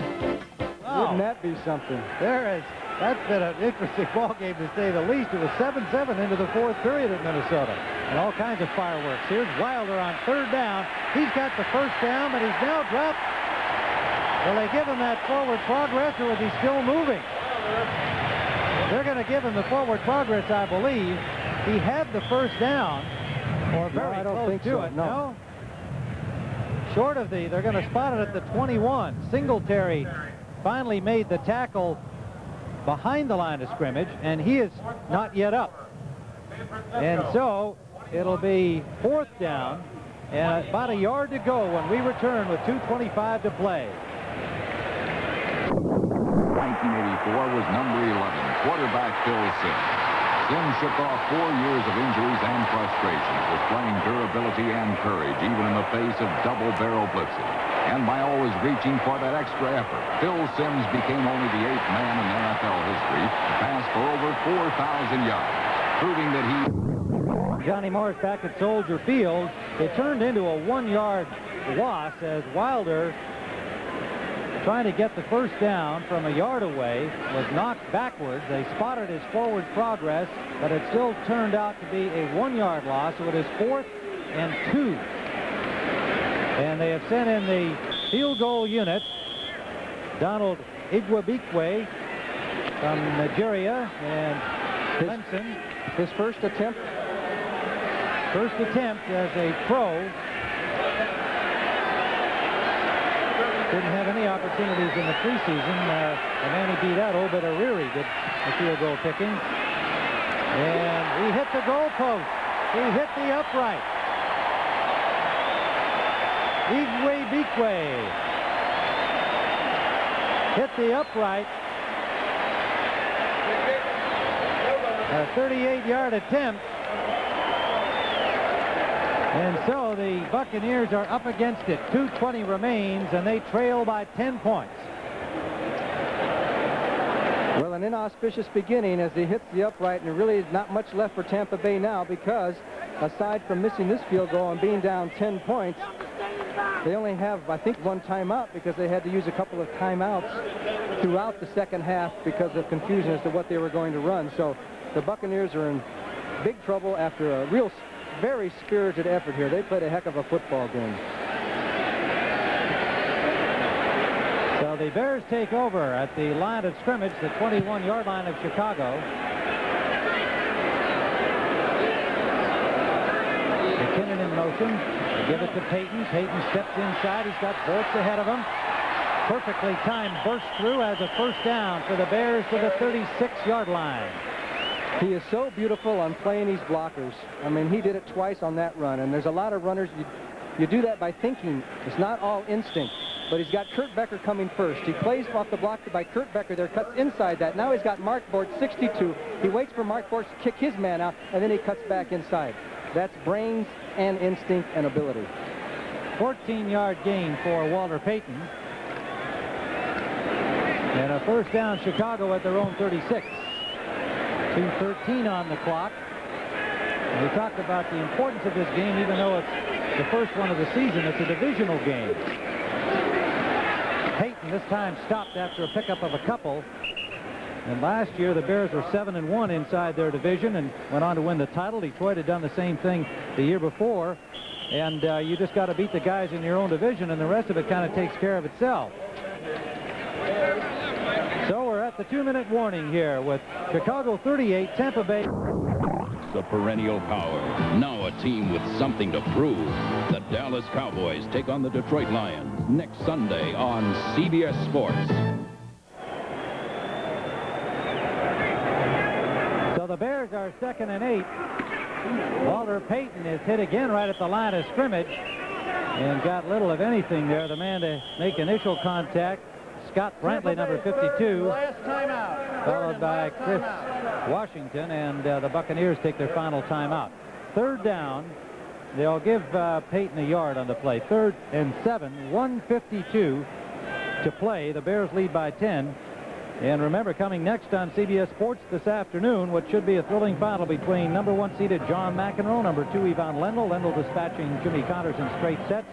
Has been the finalist for the 3rd year in a row, and looking to maybe break that reputation, not being able to win the Grand Slam events. McEnroe going for his 3rd straight U.S. Open title. Next on CBS Sports. Walter Payton came off the football field again as Gentry went in, number 29. Bears, interesting situation. 3rd and about 7. Do you run the ball, since they have no timeouts left, and run it down to 120 or 115 or something like that, and then give the ball back on a punt? Or do you take a chance and go for a pass play? Interesting call. With a more chance to get a first down on a pass play. Look at this. Detroit 28-7 over to 27 over Atlanta. So the NFC Central teams have a chance to have a big day as far as the winners are concerned. Green Bay on the short end, however. Yeah. New England 26-20. All right, this is 3rd down and 7. Big play for Tampa Bay. They got to stop them here. They throw the screen to Thomas out of the backfield. Thomas slipping into the middle, a flag down. He is short of the first down by 3 yards. Let's see what the flag is. It's an important call.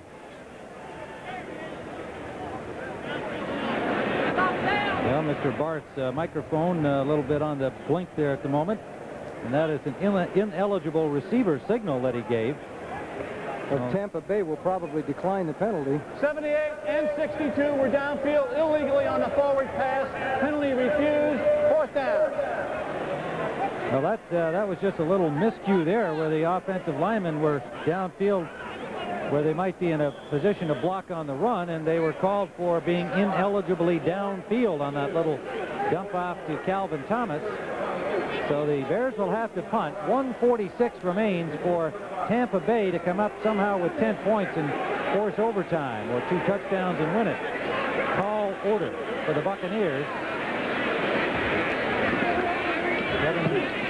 Maury Buford. High punt, a flag down. The punt bouncing down to the 5-yard line. The Bucs didn't bother having a deep man back there, and there is a penalty against Tampa Bay. Roughing the kicker. 51-yard punt by Maury Buford. And there'll be a roughing the kicker penalty against Tampa Bay. And that'll be pretty much the ball game for them. Personal foul. Number 90 of the defense ran into the kicker. 5-yard penalty. First down. Running into the kicker, the rookie Ron Holmes. Tough break for this youngster who's played a pretty good game here in his first NFL outing. And the ball is gone, and here comes Holmes, and the kicker's off balance, and while he didn't really wrap him, he did run into him. Yeah, he tried to avoid him. It's not very rough. It's not a very roughing the rough of the kicker. No, that's right. Contacting, maybe. Should be the right terminology. Running into is the actual call. Running into the kicker. Tough break for the rookie Ron Holmes. And for the Tampa Bay Buccaneers, because of the Chicago ball, first down at their own 49-yard line. And they give it to Matt Suhey. Suhey has a good hole up the middle, picks up about 8 yards. And I think a storm is fast approaching Soldier Field as the dark clouds come in and the wind is just picked up by about 30 miles an hour. That hurricane didn't get this far north, did it? 112 and ticking down. And the wind is just completely turned around, Johnny. As you mentioned, that storm coming in. The wind is now blowing in the opposite direction from what it's been blowing all day. And the fans, seeing the approaching cloud front here, are starting to head to the exits. The wind has really come up. Tampa Bay cannot stop the clock anymore. 2nd and 1. Dennis Gentry cuts it back in the opposite direction from whence he started and has the first down to the 38-yard line with 38 seconds of counting down.